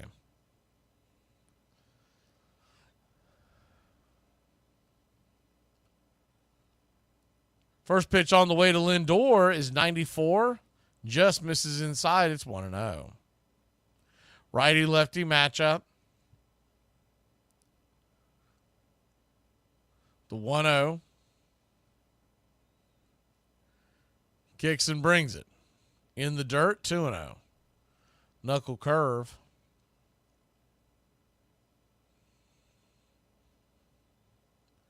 The 2-0 count. Sun just starting to set here in New York.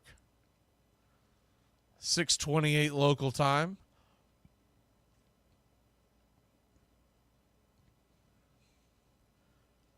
The 2-0.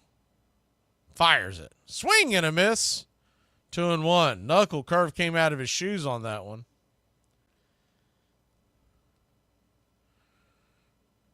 Mets 2, Phillies nothing. Bottom of the 5th. Still a long way to go in this one. The 2-1. Swing and a miss. Knuckle curve once again. 2-2. Lindor really having a hard time picking up on that one. The 2-2 count to Lindor. 65th pitch of the night by Nola. Rips it. Swing and a miss, strike 3. Blew the 95-mile-an-hour fastball right by him, top shelf. That'll end the inning. 3 up, 3 down. Mets lead 2-0. We'll head to the 6th inning here in New York. Hey, does any of y'all know when the employee Christmas party is for the self-checkout at Walmart? You know, Gilbert, I feel different already. Like, more mature. Yeah, looks like we're in for quite a change. I'll say, parties, meeting new people, this is really going to be great. Oh no. Just relax, be yourself. Ogre! Ogre! Ogre! Ogre! Well, anyway, college is a whole new ballgame. Ogre! Ogre! People judge you differently than they did in high school. Ogre! Ogre! Ogre! Ogre! Ogre! Where are they?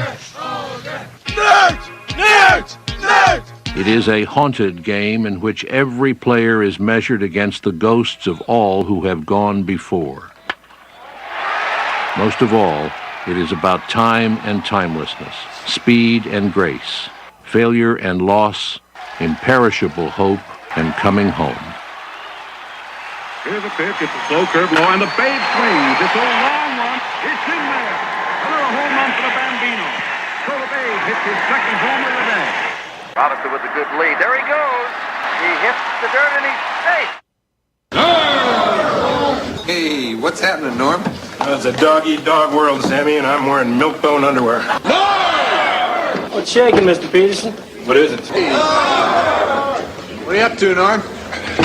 My ideal weight if I were 11 feet tall. What's shaking, Norm? All 4 cheeks and a couple of chins, Coach. Hey, Norm, how's the world been treating you? Like a baby treats a diaper.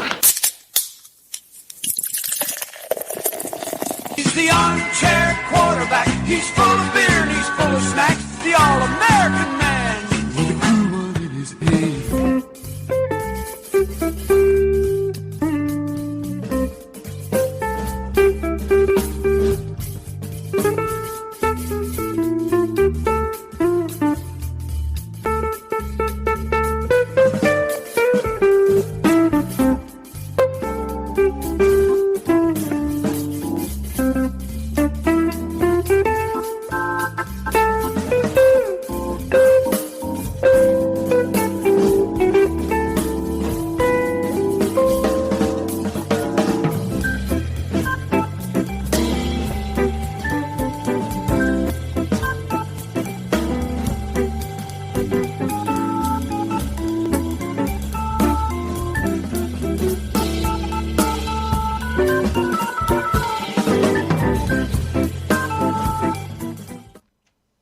Welcome back to Braves Country Baseball, Braves Country Radio. First pitch on the way, Mets Phillies. Top of the 6th, swing and a miss by Schwarber. Lefty-lefty matchup. Manaea back out there. 64 pitches in. The 0-1 swung on and swatted back foul. It's 0-2. Thought this would be a little different than doing a Braves game, but it's a low-scoring affair. I was thinking, man, we're going to get to see some offense. Let's go. Instead, the 0-2, down and away, 1-2. They're doing 162 games of 3-1 ball games. I was like, we're going to get to see some offense. The 1-2 misses 2-2. Keeps trying to get him to chase down and away. Schwarber not taken. Standing on deck is turned. This will be the 3rd time through the lineup for the Phillies. See what adjustments they make on Manaea. The 2-2. 93 up top. Misses high and wide. 3-2. Trying to grab that zone, but just missed the edge.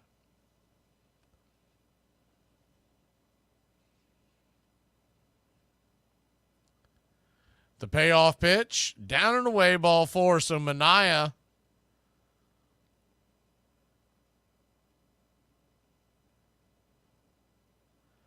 walks the leadoff runner here, the leadoff batter here in the 6th inning. And Trey Turner is coming to the plate with Bryce Harper on deck.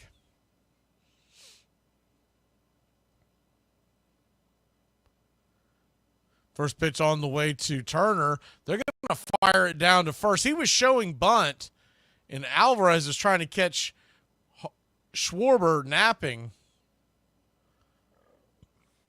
1-0. The ball missed well out of the zone. The 1-0. Swing and a miss. Change up over the top. 1-1. So a 1-1 count.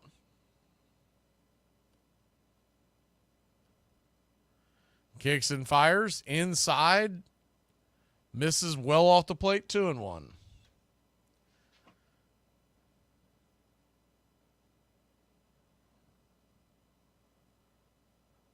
Lefty righty matchup. Harper standing on deck.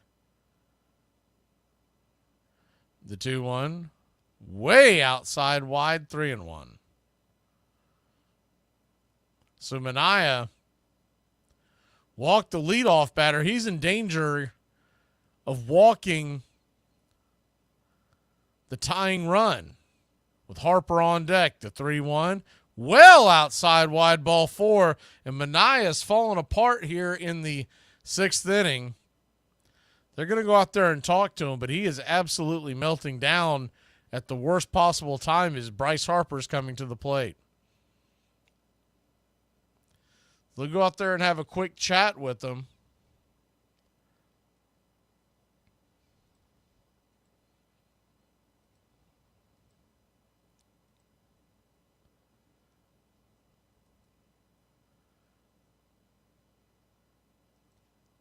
The conversation has to be, how do you attack Harper here? They do have a right-hander warming up the bullpen. I believe that's Reed. With Castellanos, Bohm, and JT Realmuto due up, they could be going to him after this at bat with Harper. But with Manaea starting to melt down here, it's kind of dangerous to keep leaving him in there after walking 2. Lefty-lefty matchup. First pitch on the way, swing and a miss, changeup. Whew. It's 0-1. Bryce Harper unloaded on that swing, just missed it.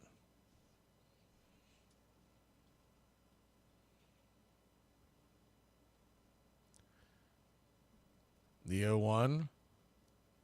Swing and a miss. Sweeper. Out wide. 0-2. 0-2 count.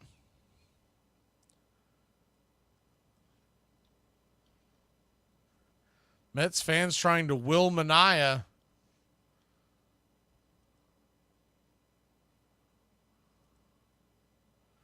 The 0-2.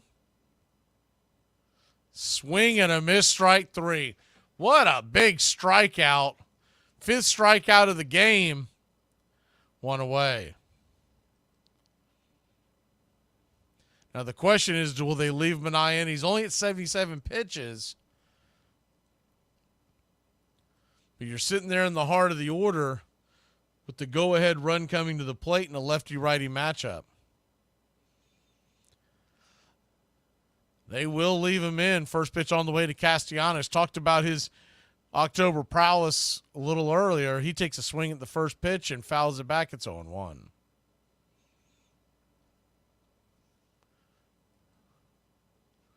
Castellanos 4 for 11 in the series with a home run. 0 for 2 today with 2 flyouts. The 0-1. Swung on, fisted foul, 0-2. Wonder if he may go back to that changeup, trying to induce the double play.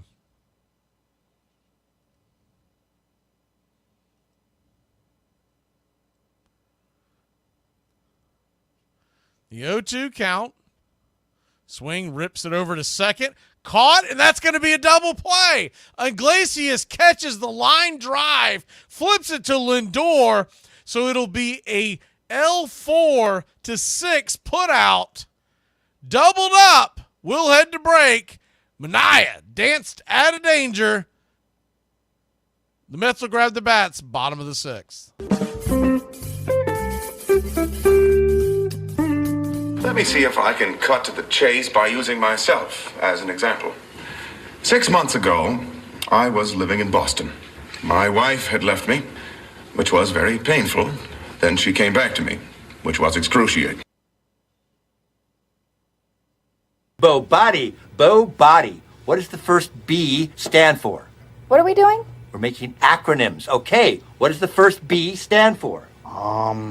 Business. I like it. Business. Good, Kevin. All right, the O. We need a new manager. I see great things in baseball. It's our game, the American game. It will take our people out of doors, fill them with oxygen, give them a larger physical stoicism, tend to relieve us from being a nervous, dyspeptic set, repair these losses, and be a blessing to us. Walt Whitman. Baseball has nearly all the qualities and the narrative that the country has. It's competitive. It's spirited. It's got the joshing, and it's got the intellectual side, the great students of it. But it's also got labor unions and management and gimmicks and promotion and venality and great public fools in baseball and great public heroes and self-serving people and generous people. And it has pride and unity of town and of country, and it'll do for a figure for the American system.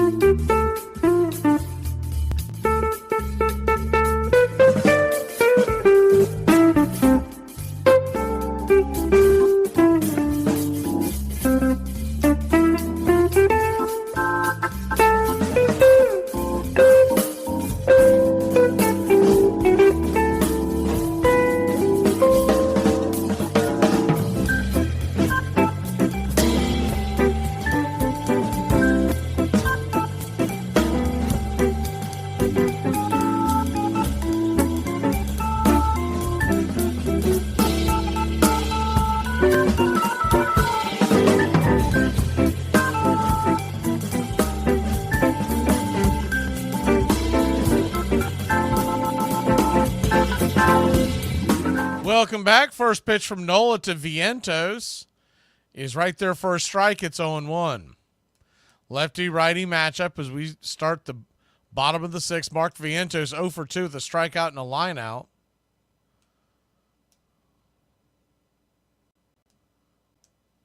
Vientos calls for time.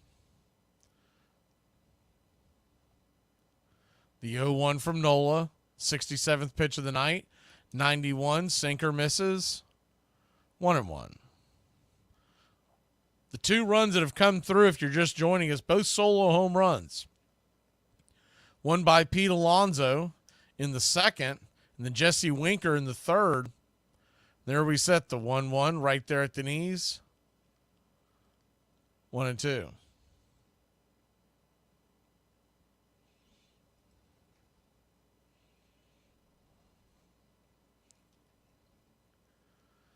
Same 2 teams tomorrow, 5 o'clock Eastern. The 1-2. Down and away misses. 2-2. Just missed with that sinker.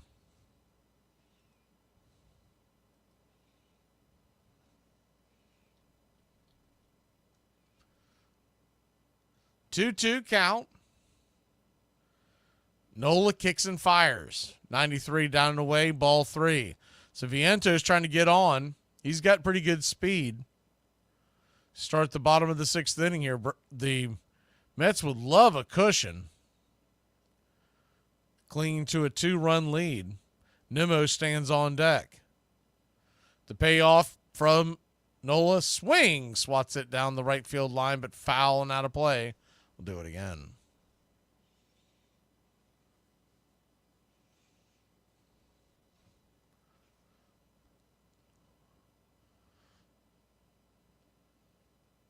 There's a view of a Phillies fan. Oh my, it's priceless. I almost wanted to make it my new avatar. The payoff pitch, swung on, chopped foul down the line. We'll do it again. That guy is going to be a meme. He is wearing a Phillies jersey, some kind of a headband, and he has resting, we'll call it resting pitch face. Just ticked off and staring off into the distance. The payoff pitch. Swung on, ripped into left field. That's going to get down for a base hit. And the New York Mets have the leadoff batter on here in the bottom of the 6th. 1 on, nobody out. Mets fans are at their feet. 73 pitches in, so Nola's good on that route, but this is the 3rd time through the lineup, so you got to look at that. Brandon Nimmo, strikeout and a pop out. Of course, these two teams know each other very well, so they've seen Nola many a times. First pitch on the way, 93 up top, misses high, 1-0. Infield is back and to the right a bit, but they are sitting at double play depth. The 1-0, Nola looks over his shoulder at the runner. Looks in and brings it. 93 on the inner cut. Paints the inner black. It's 1-1.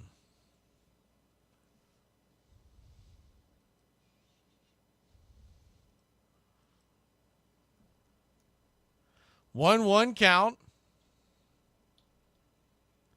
Nola fires a changeup. That ball's fouled off and out of play. 1-2.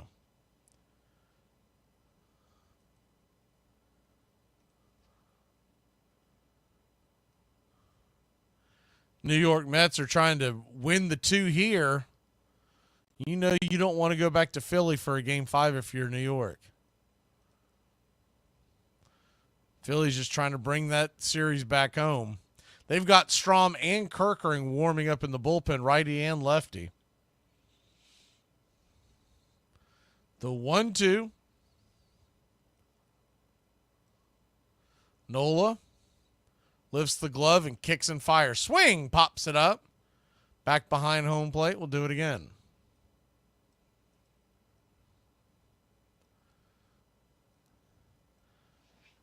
Philadelphia Phillies won the National League East. First time a team other than the Atlanta Braves has done that in 7 seasons.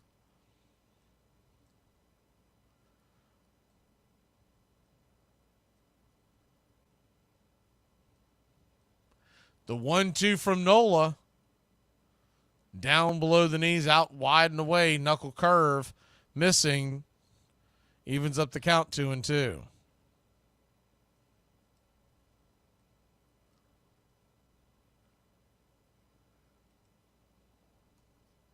The 2-2 with Pete Alonso standing on deck. 1 on, nobody out. The 2-2. Knuckle curve. Keeps trying to get him to chase that knuckle curve outside. Nimmo's not buying it. Wonder if they may try to come inside, bust him inside to just setting him up outside. Full count. Nimmo digs in. The payoff pitch. Up high. Misses. Ball 4. They've got runners on first and second. Nobody out. And Pete Alonso with already a home run to his name coming to the plate.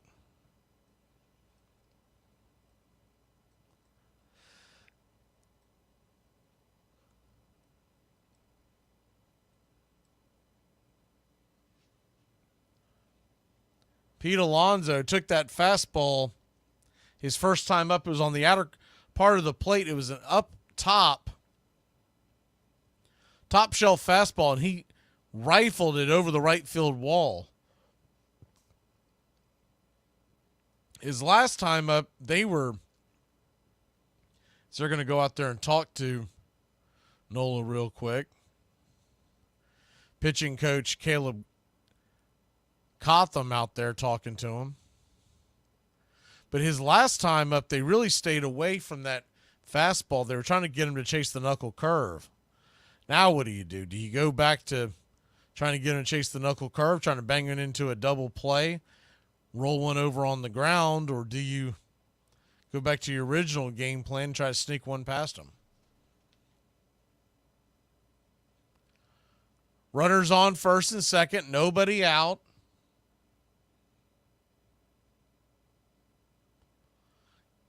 Nola about to throw his 81st pitch of the evening.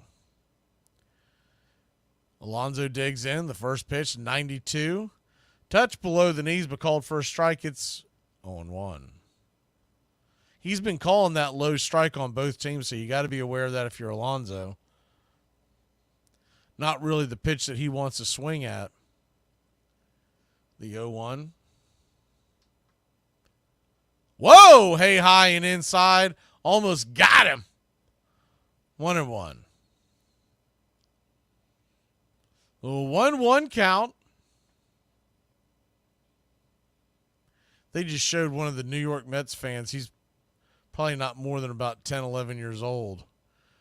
He's saying something like, hey, that's not fair, that kind of thing. You could just hear his Bronx type of accent coming out of his mouth, even though you couldn't hear him. The 1-1 pitch misses below 2-1. It looked like one of those New York accents coming out of a little kid's mouth. Forget about it. Get it out of here. 2-1 count. Righty, pitch on the way. Swing and a miss. Chase that knuckle curve well out of the zone. 2-2. Lonzo did a good job his first at bat, not swinging at that. That one was well out of the zone. So Deuce is wild here. 2 on. A 2-2 count. Mets lead by 2. Lonzo steps out of the box for a second. Uses one timeout.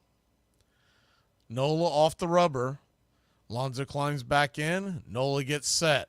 Looks back Vientos at second. The pitch. Down and away. He wanted to go, but he held up. Full count.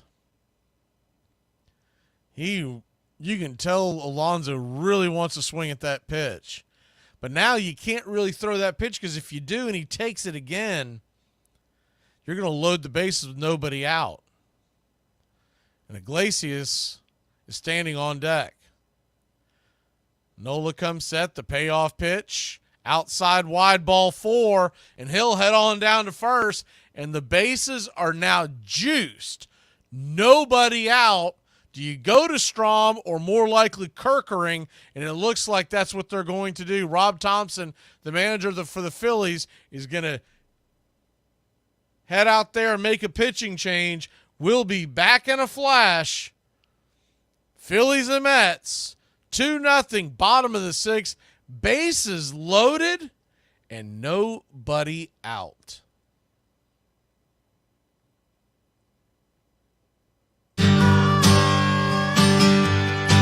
Jackie by D.M. McGee, 2024. Long before boycotts, from back of the bus, led by Rosa and King, Jackie and Ricky agreed to the terms and broke barriers on April 15th. Let's not forget Leo and Pee Wee Strong Front, showing the fans there was love. By absorbing the hate the best they knew how, shielding the noise from above. It all took its toll, the burden he carried, knowing it was larger than one. To shatter the glass, restraints of the past, turning cheek, responding to none. He lives in the hall, not just for the feat of changing the world once known. Jackie was great, the field and the plate, and flew around bases towards home. A flawless blend of courage and skill a hero emerged from the ire. With legions of fans and players alike, generations his story inspired. We don 42 every April 15th to honor the youth that he gave. Disguised as just baseball, but Jackie's first game pioneered the road that was paved. Jackie by D.M. McGee, 2024.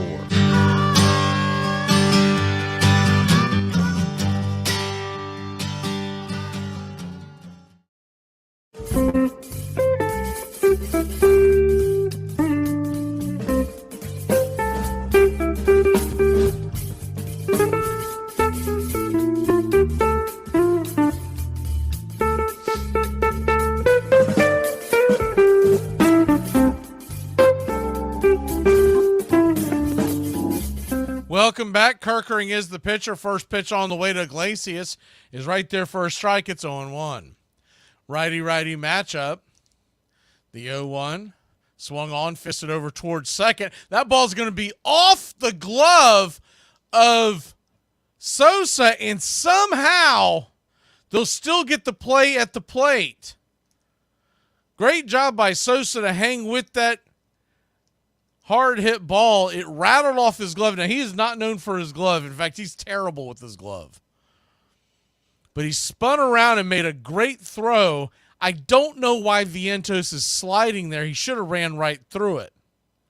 And he may have gotten safe had he ran right through it. It was a force play, so you treat it like first base. You're not worried about getting tagged. Jesse Winker takes the first pitch outside wide for a ball. It's 1-0. It's probably just out of habit when you're heading to home, but definitely cost himself at least a step there. The 1-0. Outside. I'm going to call that a strike on the outer edge. 1-1. 1-1 count. Winker 1 for 2 with the solo shot back in the fourth. The 1-1. Swing. Lifts it high into left field. Coming in, charging in, making the catch, and fires it into the infield. And they will hold Nimmo there. Little surprised they didn't come home. F7 in your scorecard, 2 down. Is Tui over there playing third base coach? Hayes threw the ball into, might have been a wise decision to stay, I guess. I just believe in being aggressive there. So he's 1 out away from getting out of this jam. First pitch on the way to Marte. Inside, almost clips him on the jersey. It's 1-0. The 1-0. Kicks and fires. Swing. Lifts it into center field. That's going to get down for a base hit. 1 run will score. Around third, heading for home. 2 runs will score. And the New York Mets have made it 4-0. Kirkering giving up a single off the end of the bat. Starlin Marte coming in with a big base knock. And the New York Mets lead it 4-0. Big base hit there by Marte. Clutch single. Kirkering was so close to getting out of the jam.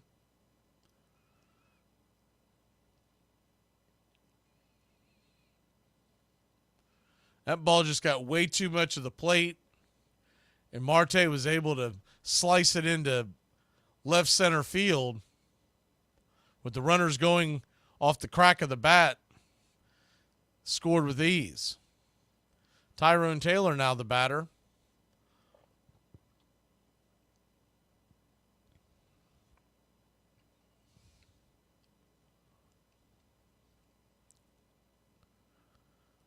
First pitch on the way is inside. For a strike, it's 0-1. Coming home to score was Nimmo and Alonso if you're scoring at home. The 0-1 brings it. Whoa, inside high. 1-1. So a 1-1 count.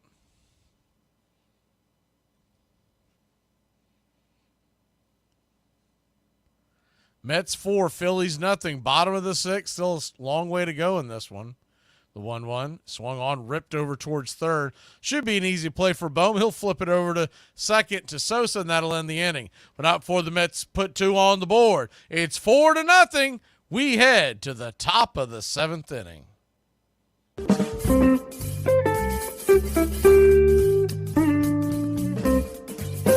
If there's anything I could change about the league to make it better, probably just all the guys sitting resting. That's the only thing I probably don't like. Just play, man. If you 80%, you got to play. I don't like all the sitting, missing games and stuff. Like these people might have enough money to come to one game. You know what I'm saying? And that might be the game they come to, and then you sitting out. You know what I'm saying? So I take pride in trying to play every game because I don't know. It might be one fan that has never seen me play, and I'm trying to play. So that's the only thing I don't like. Guys just sitting out.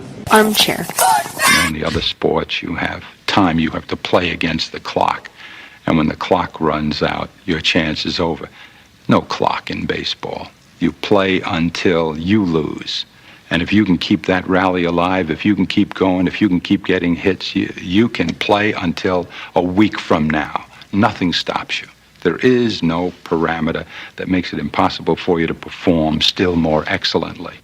Yeah, I'd like to bet $100. You want to pick a team? No, just take it. 'Cause he's the honor. Despite the ban, the Pythians became the first recorded all-black team to play a white team, the Philadelphia City Items, a group of newspapermen. The Pythians won 27-17.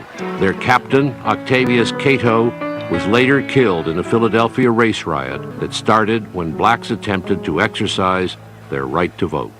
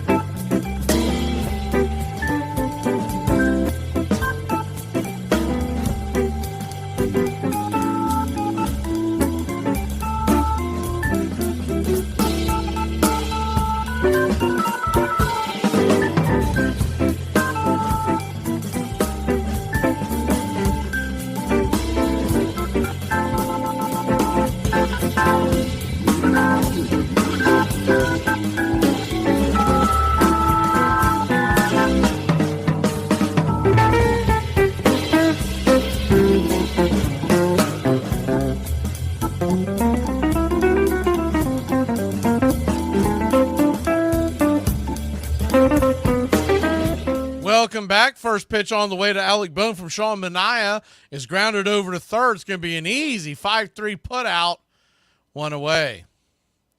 Manaea, man, if I'll tell you what, if he can go this inning, maybe even one more, that would be a big lift for the Mets.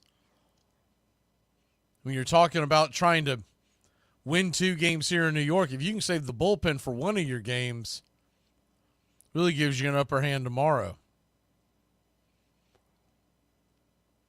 Lefty-righty matchup. First pitch on the way to Real Muto is on the inner cut for a strike. It's 0-1. JT did not like that.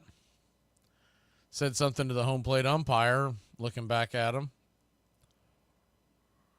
The 0-1 from Manaea. Brings it. Swung on, chops it over to short. 6-3 put out. Lindor, kind of a high throw, but a good grab by Pete Alonso. He had to stretch to the top of his toes to away.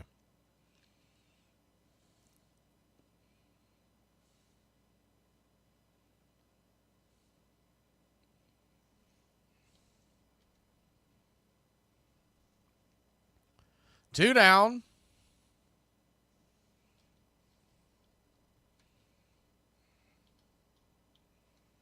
First pitch on the way on the outer edge for a strike. It's 0-1.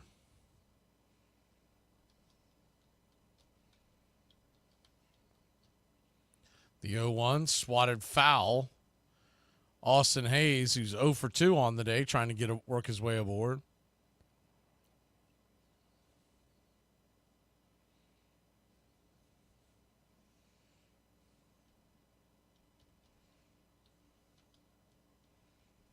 The 0-2. Swing. Pops it back foul. We'll do it again.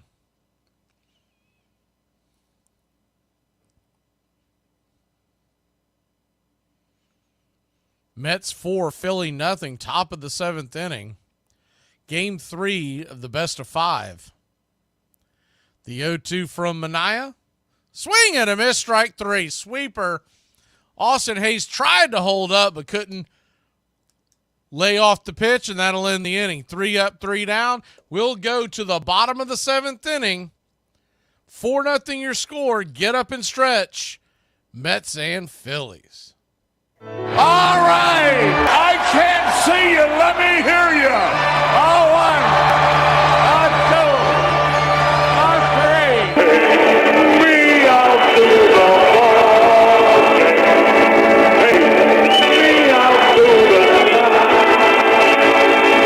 Find me something up Cracker Jack. I don't care if I have to get back on the creek. And Cracker Jacks. I don't care if I ever get back. Let me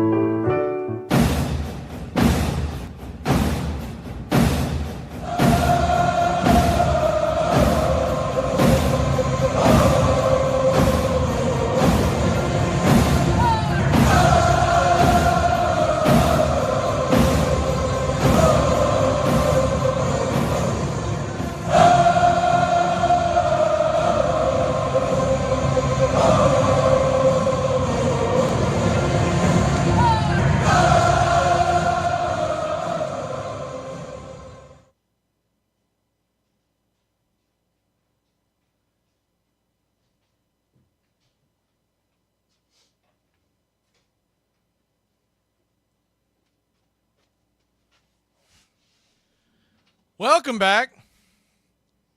Sorry about the dead air there. I had to run and go get some Tylenol. I'm getting a headache. First time in a long time. Must be doing a Mets-Phillies game that's getting to me. Mets lead it 4-0. We're heading to the bottom of the 7th inning. Later on tonight, 9 o'clock, you got Dodgers and Padres.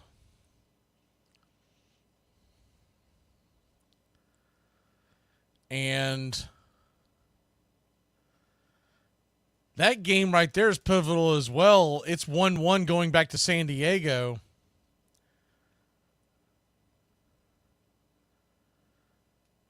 And you got Michael King on the mound for the Padres. Walker Buehler on the mound for the Dodgers. And the Padres are coming in. Last number I saw was -150 on the money line, and rightfully so. That's a pitching matchup that's definitely in the favor of San Diego, and they're the home team. Of course, both teams will be just like these two, coming off an off day, so the bullpens will be ready to roll. But they're hoping for a really big step back or step up by Walker Buehler, who's not pitched well this year. Been battling coming back from injury since his Tommy John surgery from way back in 2022.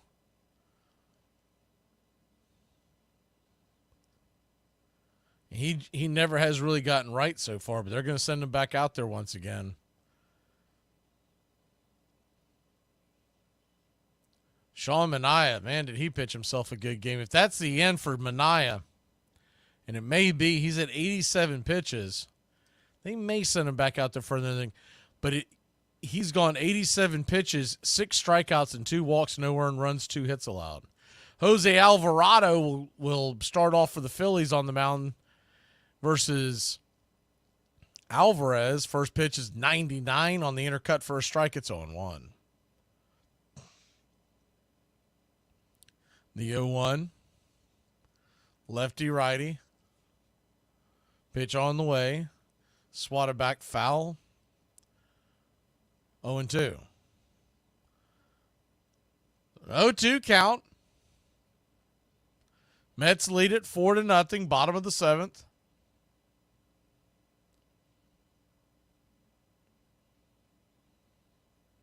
Kicks and fires, down and in, 1-2.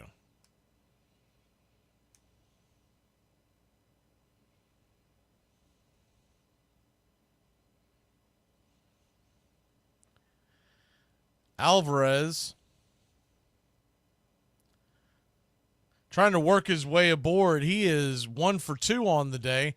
Francisco Lindor stands on deck. Vientos in the hole. The 1-2. In the dirt, 2-2. Couple of pitches coming really close to hitting Alvarez near the foot. The 2-2 count.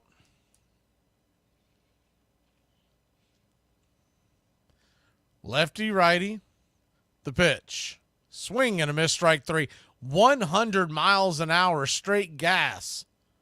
1 away. Alvarado's always had that nasty stuff. He has battled his entire career of staying in the strike zone. It's one of the reasons why he's never been able to hold on to the closing job with Philly. So he'll come in sometimes and he can't find the zone. He's walking folks all over the place. Other times he's lights out. You can't touch him. First pitch on the way to Lindor. Down and in for a ball. It's 1-0. Francisco Lindor 0 for 3. Fly out, line out, strikeout. The 1-0. Swung on, pops it up. High in the sky, can of corn. Here comes Bohm. He'll make the catch. 2 down.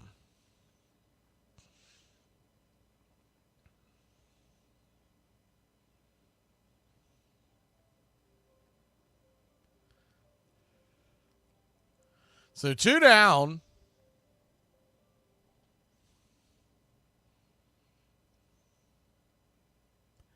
Vientos, the batter. Lefty righty once again. First pitch on the way. 101 miles an hour at the knees. 1-0.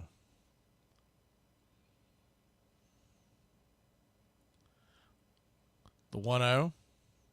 Swing! Fouls it straight back. Sizzling in at 98. Slaps it straight back to the wall. 1-1. I don't know how he saw that pitch, but he almost lined it up. Anytime you see that ball go straight back like that. The 1-1.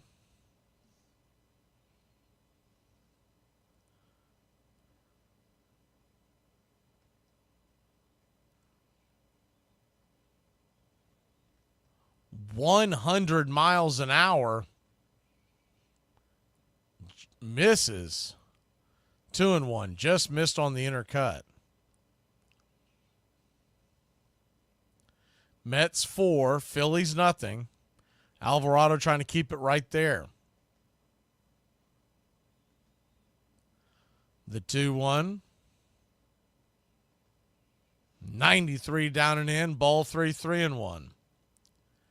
Standing on deck is the left-handed Nemo. Alonso in the hole.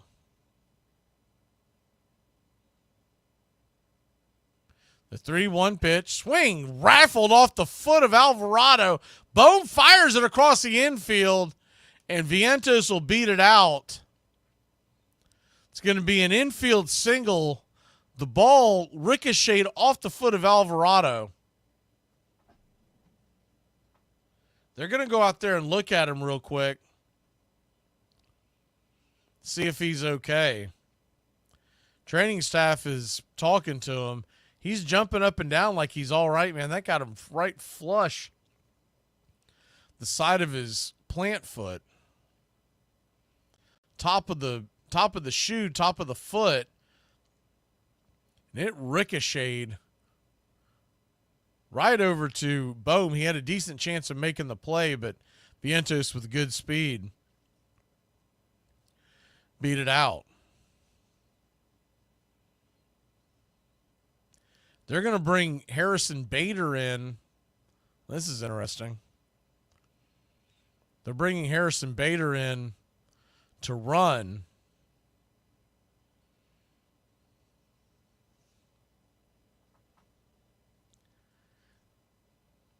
Vientos has good speed. But I think what the deal is that they always try to get him out of the game because his glove isn't as good as some of the options they have on the bench. Lefty-lefty matchup. The first pitch down and in to Nimmo. It's 1-0.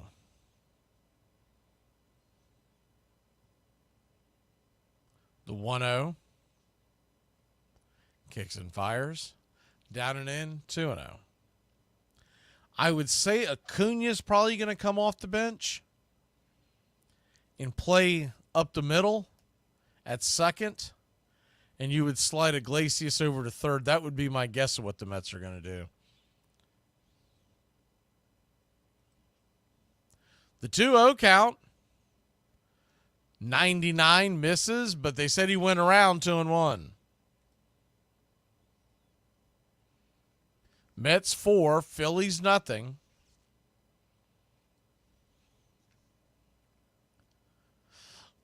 The 2-1. Debatable on whether he went around on that. They just showed a side view. But it is a 2-1 count. Standing on deck is Alonso. Alvarado comes set. Nimmo digs in the pitch. Runner goes. 99 is a strike. Bader goes on the pitch. The throw comes down, and I guess the ball came out of the glove of Turner. If he holds on to that, I think they've got him. But the ball came out of the glove of Turner. Yeah, if he can hold on to that, he's got him. Great throw by Real Muto. Man, that guy can sling it. The 2-2. Alvarado. Cutter on the outer edge. Misses wide. Full count. You got to figure he's going to come into Nimmo.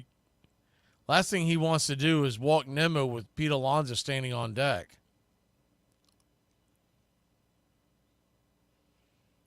The payoff pitch from Alvarado, just outside wide, 100 miles an hour, ball 4.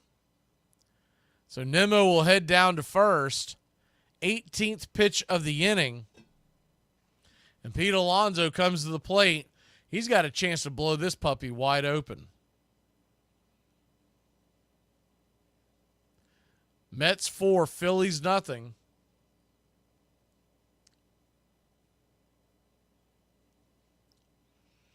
JT goes out to direct traffic with the infield, how he wants them lined up.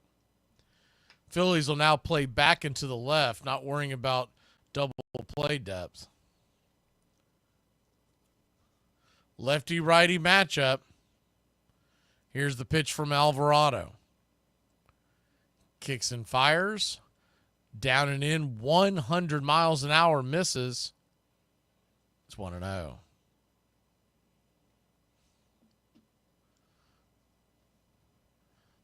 The 1-0. Alvarado comes set. Brings it. In the dirt, 2-0. 2-0 count. Alvarado trying to keep the game where it's at. I think JT's going to go out there and talk to him, try to settle him down a little bit. I mean, that pitch was nowhere near the zone. That pitch missed a good 3-4 inches down. Mets lead it 4-0. 4 runs, 7 hits, no errors for the New York. No runs, 2 hits, no errors for Philadelphia.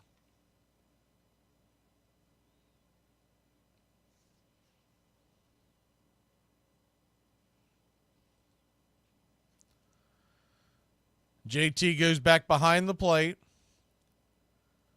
Defense goes set back into the left. Deuce is wild here. 2 outs, 2 on, a 2-0 pitch to Alonso. Alvarado brings it.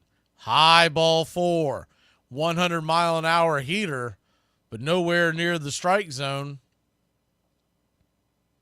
Standing on deck is Iglesias. The 3-0. Way high ball 4, and the bases are now juiced. And not only are they juiced, but Iglesias will come to bat. And Iglesias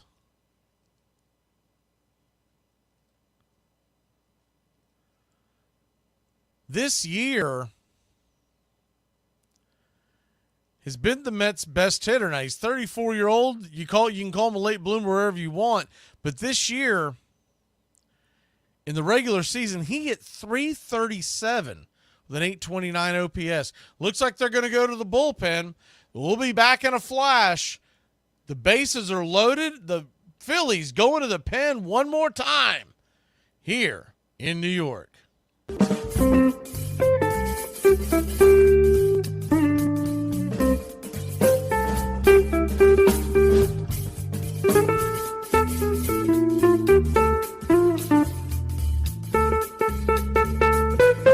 1744. The ball once struck off, away flies the boy to the next destined post, and then home with joy. Children have hit balls with bats as long as there have been children. But baseball's most direct ancestors were 2 British games. Rounders, a children's sport brought to New England by the earliest colonists, and cricket, a stately pastime divided into innings and supervised by umpires. By the time of the American Revolution, there were many variations. Boys played one version or another in schoolyards and village greens and on college campuses. 1786. A fine day. Play ball in the campus, but am beaten, for I miss catching and striking the ball. Princeton College. Of all baseball's ancestors, town ball was by far the most popular. Under its rules, the infield was square. 8 to 15 men played on a side, sometimes as many as 50. The pitcher or feeder was the least important player. It was his job to lob the ball to the striker, who could wait and wait for the pitch he wanted. The runner was out if the ball was caught on the fly, or if he was soaked, hit with the ball while running between bases. Welcome back. Jose Ruiz is going to be the pitcher. The right-hander, who has a 3.71 ERA in the regular season, has a 9 ERA, 1 inning pitched, gave up 1 run to these New York Mets.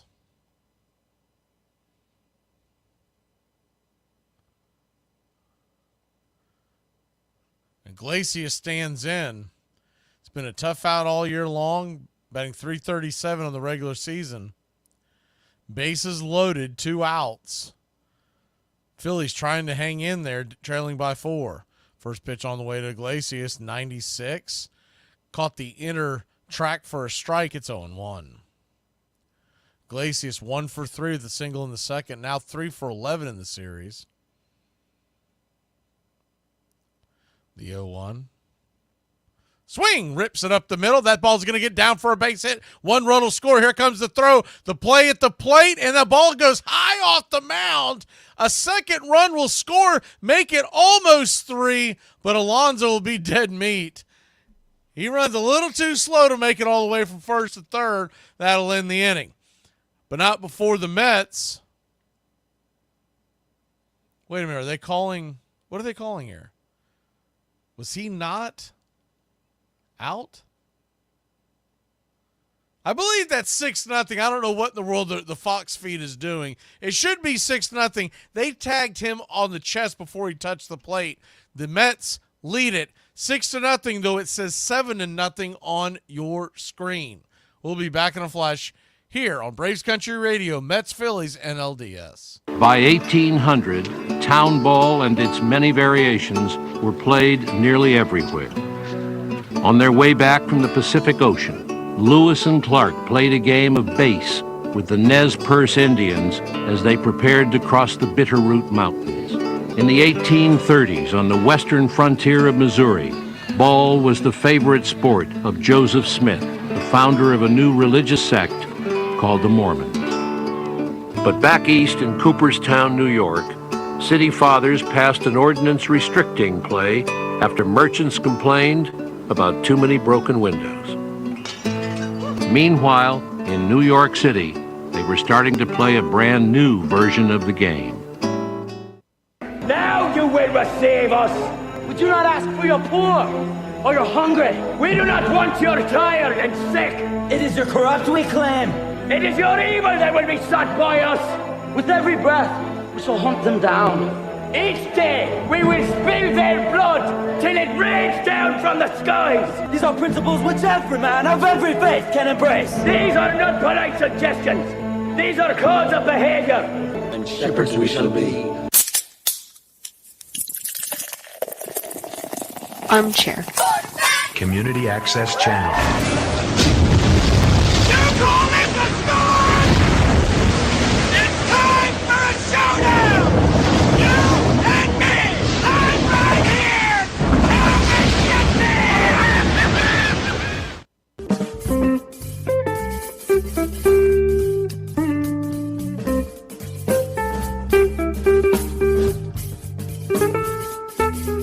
I think you should retire. Come on, Frank. I'm sorry, but Maria's my wife. And if I can't support her in this, then she'll be like an ice pick in my ear until I die.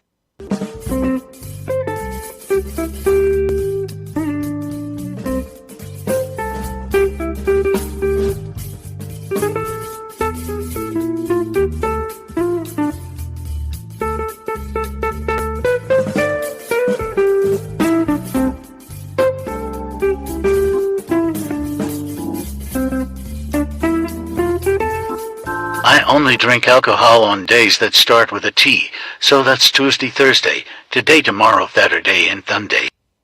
Welcome back to Phillies Mets. We head to the 8th. The Mets lead at 6-0. First pitch on the way, swatted back, foul and out of play. It's 0-1. Sosa the batter. Edmund Sosa. The 0-1 swung on, foul back out of play, 0-2.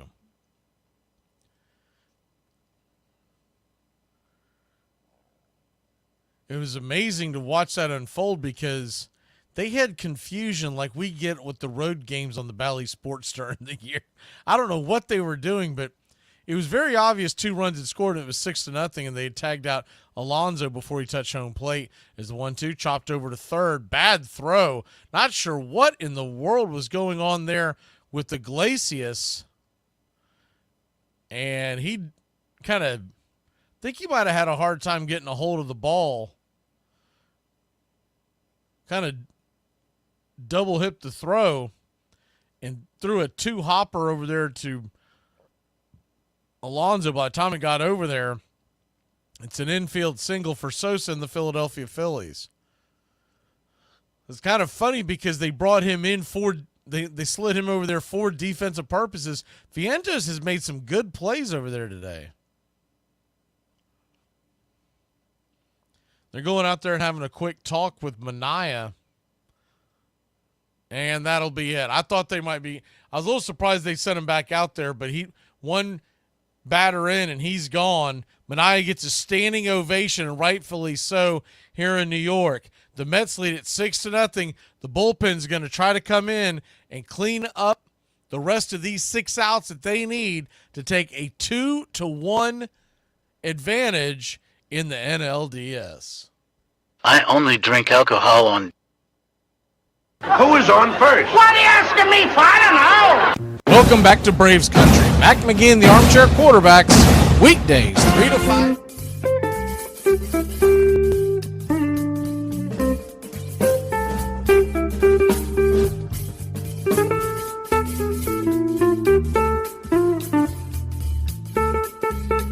You're 5 feet nothing, 100 and nothing, and you got hardly a speck of athletic ability. And you hung in with the best college football team in the land for 2 years. And you're also going to walk out of here with a degree from the University of Notre Dame. In this lifetime, you don't have to prove nothing to nobody except yourself. And after what you've gone through, if you haven't done that by now, it ain't gonna never happen.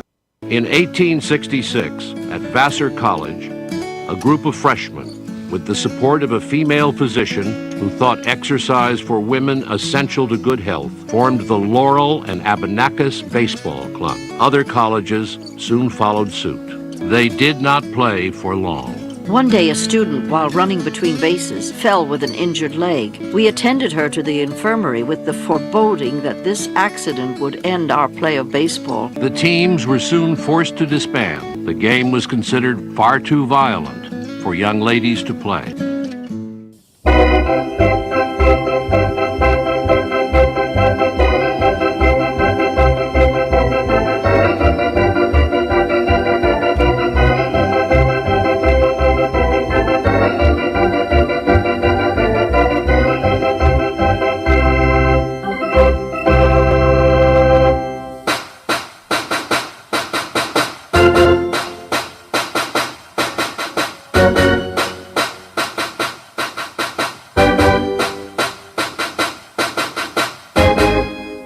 Welcome back. Sean Mania, 7 innings. No earned runs, 3 hits. Now, he is responsible for the man over at first, excuse me. First pitch on the way from Phil Matone is right there to Marsh, who's coming in to pinch hit. It's 0-1. Righty-lefty matchup, the 0-1. Outside wide, 1-1. Marsh coming on to hit for Rojas. They did not call that a error on Iglesias, though it should have been. The 1-1. Curveball on the outer edge, wide, low strike, 1-2. There's no doubt about that was an error on Iglesias. They may clean that up after the game, but as of right now, it's the runner at first belongs to Mania, though he reached via what was an obvious error, but they gave him a hit. The 1-2 misses high, 2-2. The 2-2 count. He doesn't double clutch that throw. He ends up getting him by a mile. The 2-2 to Marsh. Matone kicks and fires, down and in. Did he go around? They checked down the third base line. He did not. Ball 3, 3-2. So Matone comes in with a 6-run lead. He's in danger of walking Marsh, which would bring Kyle Schwarber to the plate, and he could cut this lead in half with one swing if that were to happen.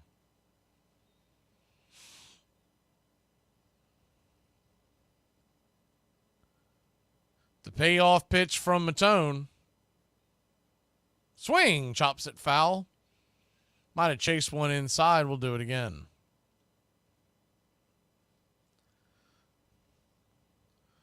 If you're just joining us, New York Mets scored their first run in the second inning with a solo shot 385 feet by Pete Alonso over the right field wall. Winker goes 399 over the right field wall to make it 2-0 in the fourth. Mets would add 2 more in the sixth with a Marte RBI, 2 RBI single as the payoff pitch. Swing and a miss, strike 3. Got him with the sinker up top, 1 away. And in the seventh inning, Iglesias singled to center, scoring Bader, who came in for Vientos, and Nimmo scores. Alonso would get thrown out, would get tagged out at home plate as he tried to advance from third to home when the ball bounced off the mound. First pitch on the way to Schwarber is outside wide for a ball. Curveball misses. It's 1-0.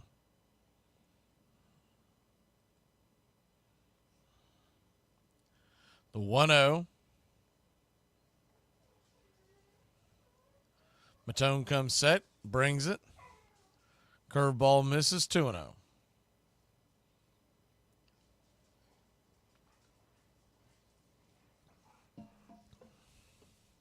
Mets 6, Phillies nothing, top of the 8th inning. Game 3 of a 5-game set, the 2-0.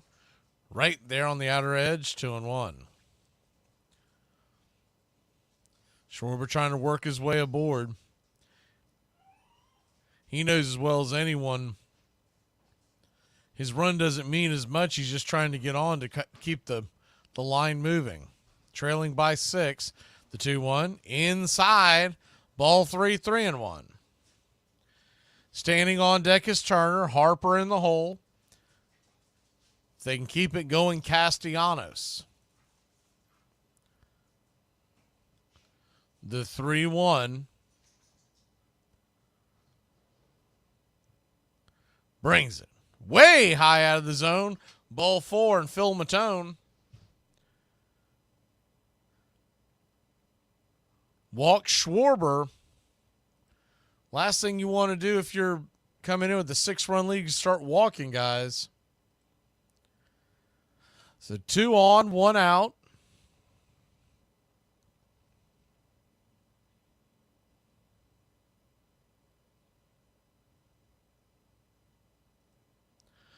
Phil Matone in this postseason, coming into today's game at a 13.5 ERA. First pitch to Turner is swatted back foul. It's 0-1. Now his career postseason, remember he was with the Astros for quite a bit, is 1.9. His regular season this year, 3.66. The 0-1. Whoa, curveball way high and out of the zone. You see it on your screen. That was well out of the zone. And Turner is letting it be known. I mean, that was, oh my goodness. That was every bit 4 inches off the plate. The 0-2. Outside wide. 1-2. 1-2 count. Home plate umpire Doug Eddings. He has not had a great night behind home plate. The 1-2 pitch. Swing. Fouls it off the mask of Alvarez. We'll do it again. Tomorrow's game should be James Hoy. And the deciding Game 5 should be Carlos Torres.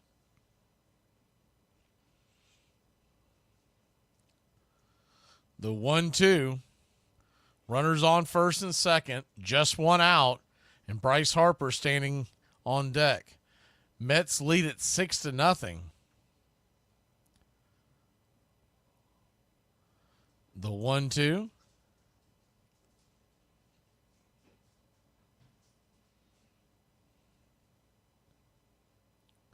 Comes set, brings it. Nowhere near the zone. That was about a foot outside, 2-2. I don't think it was helping Matone that Alvarez was setting way off the plate. Stanek is warming up in the Mets bullpen. The 2-2. Swing. Chops it over towards first. And Matone's got it. He'll step on the bag. Just beating Turner to the pillow. 2 away. The runners will move up to second and third. And Bryce Harper's coming to the plate. A single would score 2. But Harper,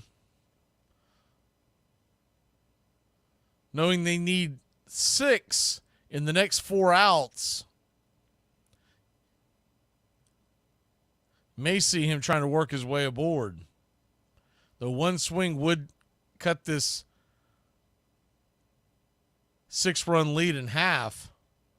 Alvarez, Iglesias, and Lindor all out there at the mound talking it over.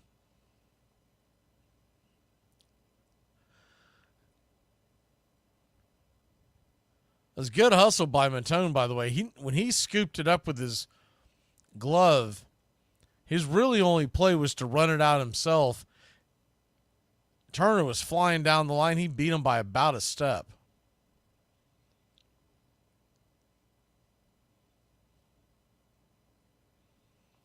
Bryce Harper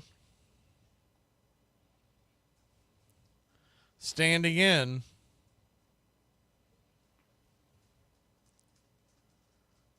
First pitch on the way to Harper is outside wide. It's 1-0.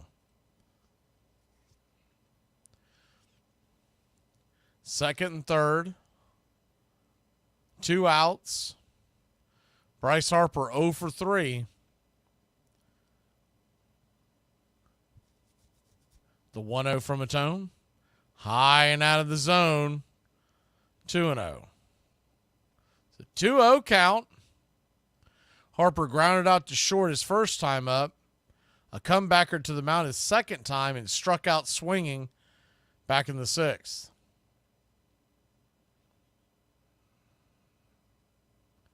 The 2-0. Way outside wide, ball 3-0. He is not anywhere near the zone. 21 pitches. Matone trying to find the strike zone. The pitch. Right down the pipe on the top shelf. 3-1. Kind of a dangerous pitch. That's kind of right there in Bryce's wheelhouse. But I think Bryce was taking it all the way. He lays another one in there. That thing could be a souvenir. The 3-1. Swing! That ball's hammered into right field. That is down for a base hit. And they're going to hold up the runner. That is a little surprising. The Mets will score. It's 6-1. I don't think there's any way they would have gotten, even though Schwarber running, and he doesn't run the best, I don't think there's any way that they get him. That was a bad read by the third base coach because that ball had a lot of top spin, and when the ball got to Marte, he was kind of on his back foot. Actually, that's not Marte out there in right field anymore. Excuse me. That's Bader. But when he got the ball, it was kind of on his back foot. And I don't think there's any way he would have gotten the runner at coming home had they sent Schwarber. Nonetheless, Stanek is walking towards the pen. The doors are opening up. Ryan Stanek will come in with the game on the line here in the 8th. The Mets leading 6-1.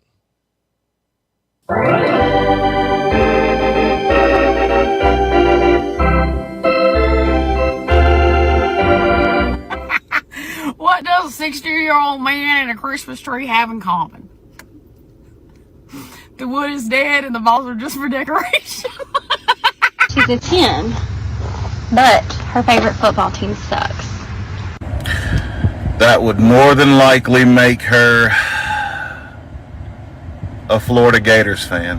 One afternoon on the Brooklyn waterfront, a boy named William Cummings, known to his friends as Candy, noticed that he could make a clamshell curve when he hurled it through the air. and began to wonder if he might be able to do the same thing one day with a baseball. In April 1867, now pitching for the Brooklyn Excelsiors, Candy Cummings tried out his new pitch. Though it was outlawed, everyone started throwing the curveball. Purists were appalled.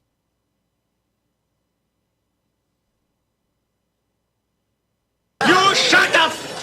You make me change restaurant, but nobody come. But where are people? You see people? Show me people. There are no people. You bad man. You very, very bad man. Bad man? Could my mother have been wrong?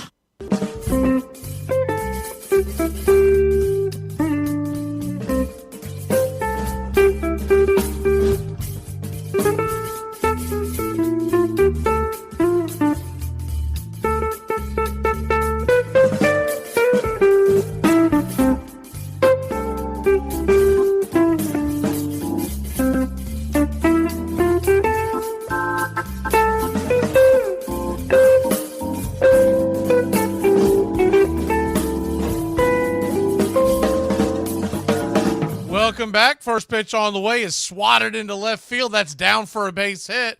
And Ryan Stanek comes in, sees one batter, one pitch, and he's choked off a run. It's 6-2, and now the tying run's going to come on deck. Talked about this earlier, but the bullpens of both of these teams are suspect at best. And it'll be really a war of attrition in this series of who can score the most runs in the later innings.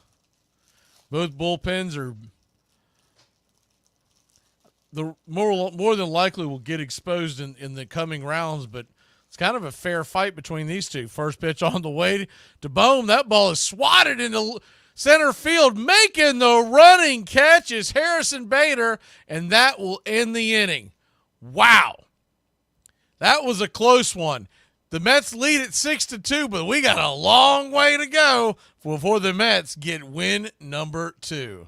Nobody's got anything bad to say about Dustin Pedroia. Okay, if he had mentioned Dustin Pedroia, I wouldn't have said a word. But the fact that he mentioned Big Papi in the steroid era, when you want to bring that clown, that joke of a player up, they broke a great player. Ted Williams is one of the greatest players ever. And the fact that you would bring the fact up that he broke his record after he's pumping steroids in his behind, I don't want to hear about it. Someone's Wooten to pick a better Red Sox. You could have picked 10 better Red Sox than Big Papi. I like him. I'm a Red Sox fan. Of course you like him. You like the Gators. You like Aerosmith. There's a lot of things you like that the rest of the world don't. I'm just throwing it out there. Dude looks like a lady. I'm just saying. Just throwing it out there. I don't know much, but I know one thing. Billy Bills gets to show game ball today. Are you going to sit down? Shoot, no. I'm gonna let you guys do what you guys gotta do. Don't worry about me. I'm just gonna go home, make a little macaroni and cheese, seal the window, and turn on the gas. In 1878, more than 8 million bats were sold in the United States, and players often rode to the ball field in painted carriages, singing team songs. Men who were crazy about baseball were called bugs and cranks. Women who shared their excitement were cranklets. Later, they would be called fans, short either for baseball fanciers or fanatics. Welcome back. Mets clinging to a 6-2 lead. They're probably going to want to get some run support here. Normally, you wouldn't say that, but when they go to send Edwin Diaz out there on the mound, he has been very hittable. And the Phillies have tattooed him. In a normal situation, they probably would have tried to run him out there for 2 innings. But he's been so bad on the 2-inning attempt. They're just trying to get him to the 9th and hope he can get 3 outs before they get 4 runs. New York Mets will now go to work. Looks like they're going to come in and pinch hit for Winker, who had a home run earlier in the game. JD Martinez will be the batter, as Estevez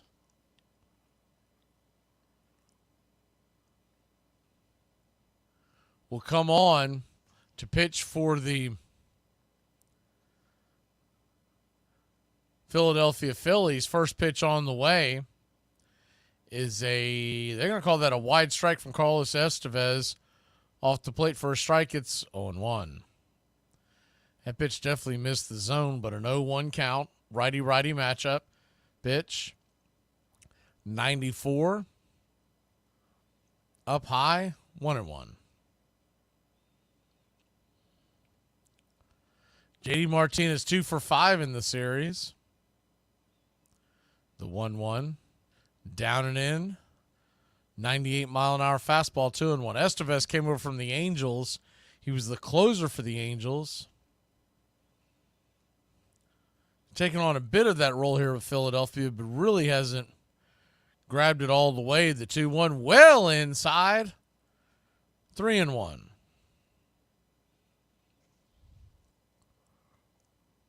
Do find it odd that they've got Martinez pinch hitting for Winker on a righty-righty matchup. The 3-1. Down and away, ball 4. He'll hit on down to first, and it's a leadoff walk for the Metropolitans. You almost wonder if there's something wrong with Winker, because you would think after hitting a home run in a righty-lefty matchup, you would leave Winker in, but nonetheless, JD Martinez works his way aboard. I don't have it in front of him. Maybe he's got really good numbers against Estevez.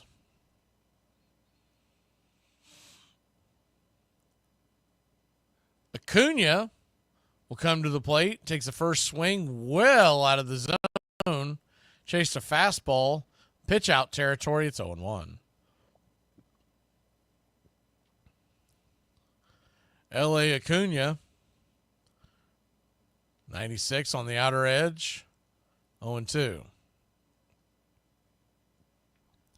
So an 0-2 count. Luis Angel Acuna, Little Acuna as we call him, the 0-2 pitch, swing and a miss, strike 3. He chased 97 miles an hour. Not eye high, but even with the NY logo on his helmet, that was nowhere near the plate. I mean, that was just an awful at bat by Little Acuna. Tyrone Taylor stands in. First pitch on the way is 99 up top for a strike. It's 0-1.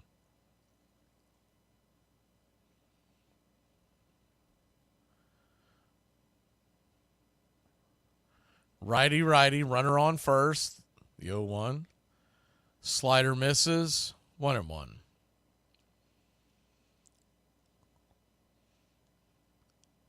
One count.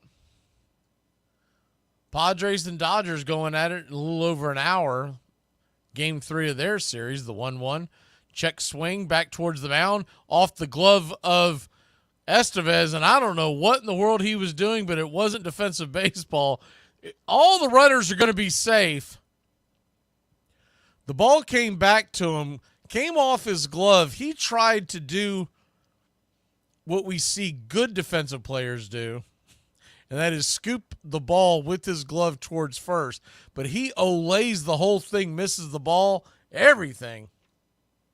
Something tells me Carlos Estevez isn't winning a Gold Glove anytime soon. That was a disaster.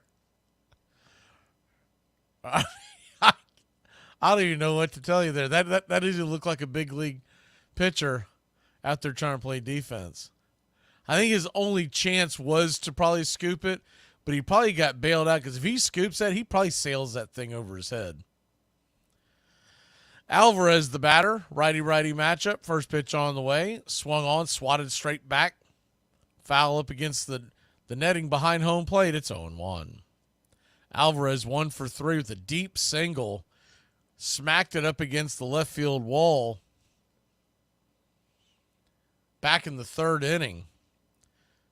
Missed going out by just a few feet. The 0-1. Swing and a miss. It's 0-2.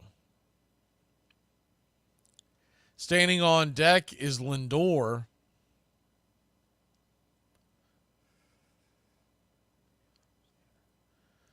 The 0-2 count brings it. Nowhere near the zone, 99 miles an hour. 2-2.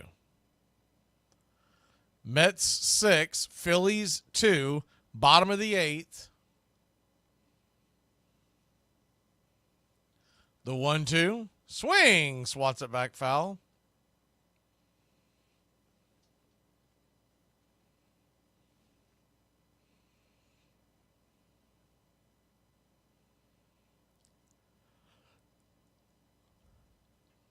Alvarez, 2 strikeouts on the day. Trying to avoid the third. He steps out of the box, calling his timeout. The 1-2. Way outside, wide, 2-2. So a 2-2 count, 2 on, 1 out. Alvarez digging in. Estevez working very slow. The 2-2. Check swing foul. Will do it again.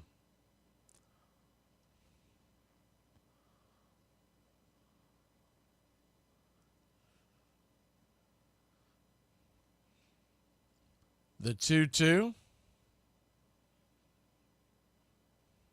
I mean, he is flirting with that pitch clock every time. The 2-2. Swing and a miss. Strike 3. 2 away.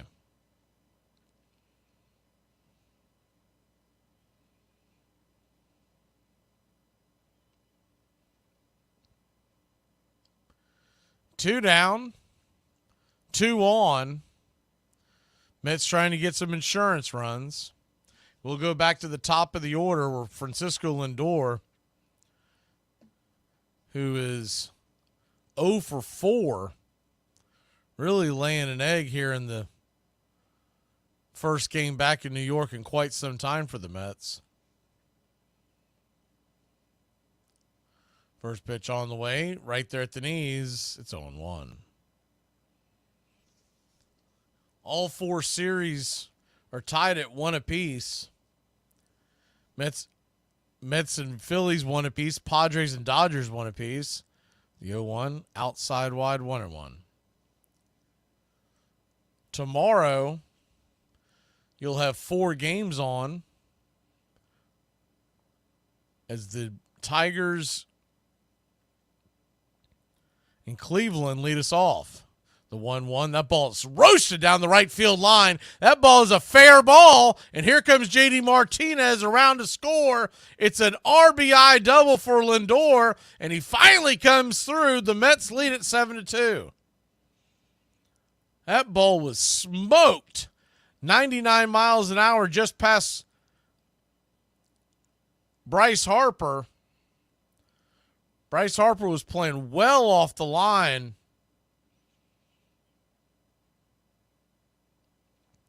So you'll have runners on second and third and 2 outs. And the Phillies bullpen continues to melt down. 7-2 your score. First pitch on the way. Swing and a miss up top. It's 0-1.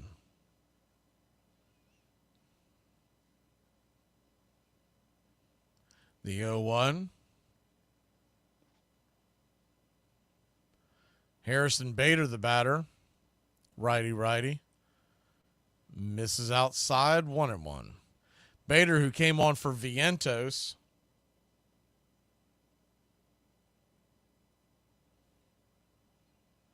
Standing on deck is Nemo. The 1-1 swung on, swatted back foul, top shelf behind home plate. It's 1-2. Estevez, 24 pitches. This could have a real effect on tomorrow's game. The 1-2. Check swing foul. We'll do it again. Tomorrow's game.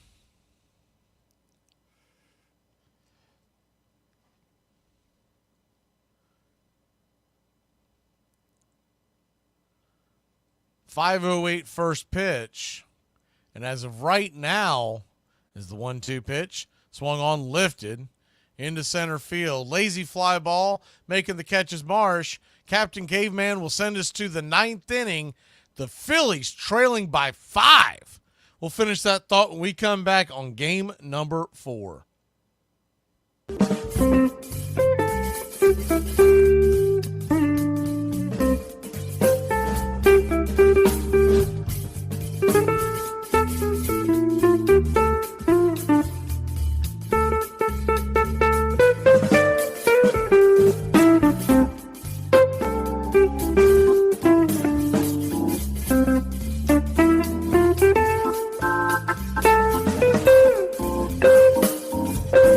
The most popular and most notorious star of the 19th century was Michael Joseph King Kelly, the sure-handed catcher for the Chicago White Stockings.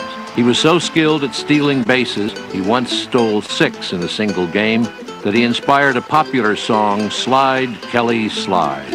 He sometimes cut across the diamond, skipping second altogether when the umpire was not looking.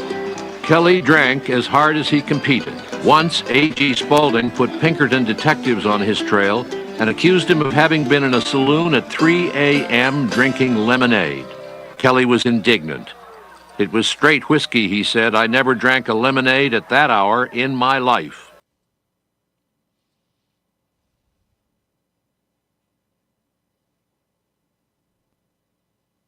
We were fired exactly the same day.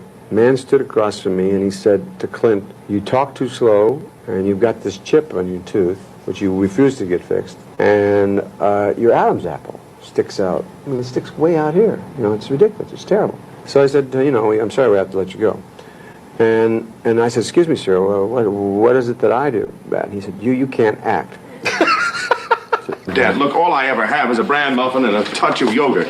Girly food. Besides, I already fixed your breakfast. Now, I made you eggs in a nest. Ah, yes. Fried eggs, swimming in fat, served in a delightfully hollowed-out piece of white bread. I can almost hear my left ventricle slamming shut as I speak.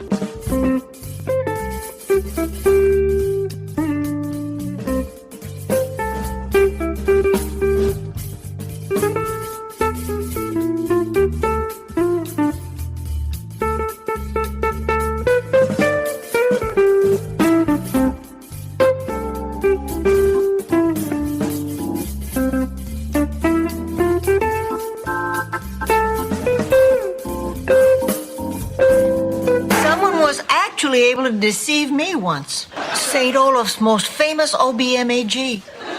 What's that? Obstetrician magician. Welcome back. Ryan Stanek is going to pitch. This will be interesting. He's 2 pitches in. As we start the 9th inning, he finished up the 8th. And what's interesting about that is you can tell what they're thinking. First pitch on the way is down and away for a ball. It's 1-0. They're trying to save Diaz for tomorrow.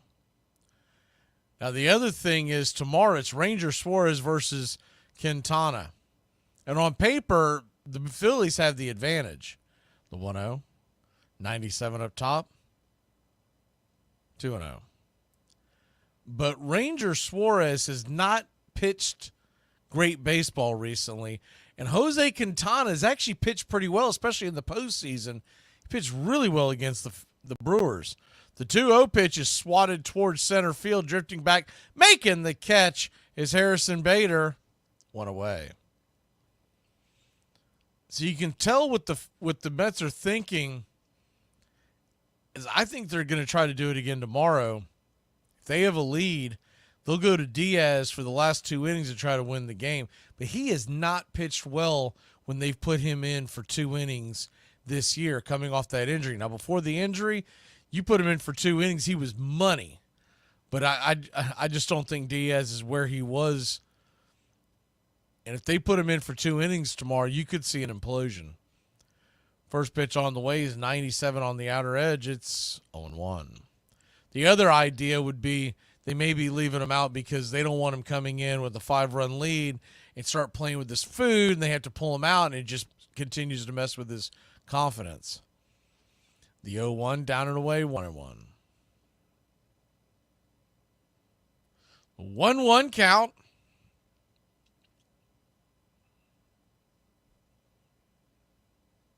Kicks and fires. Swing. Fouls it back. 1-2.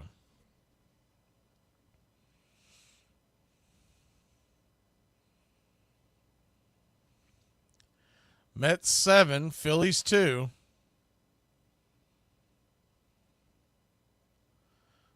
The 1-2. Swing, pops it up. Can of corn. Who wants it? Francisco Lindor waving everybody off. 2 away.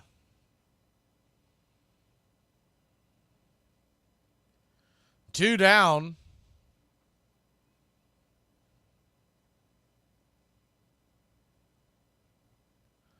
Phillies down to their last out.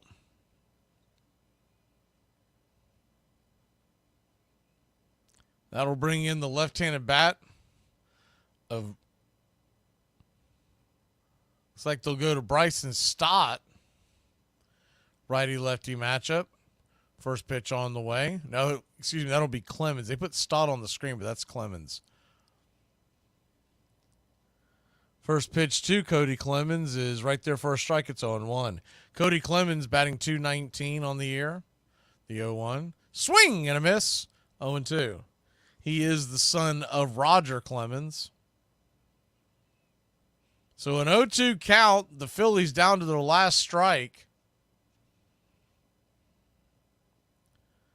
Stanek, just 11 pitches, so he's been pretty economical coming on here, getting the last 4 outs. The 0-2, 89 misses wide and high, 1-2.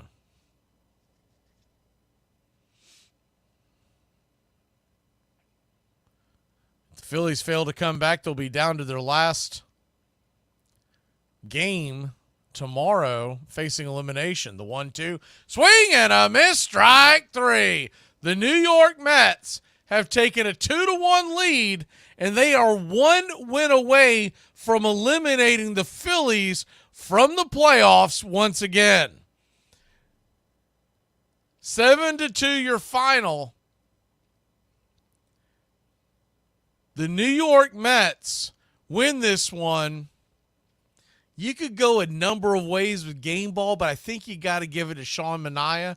He went 7 strong. 6 strikeouts, 2 walks, 3 hits. They gave him an earned run, but I think they're going to reverse that. That was definitely an error on Iglesias.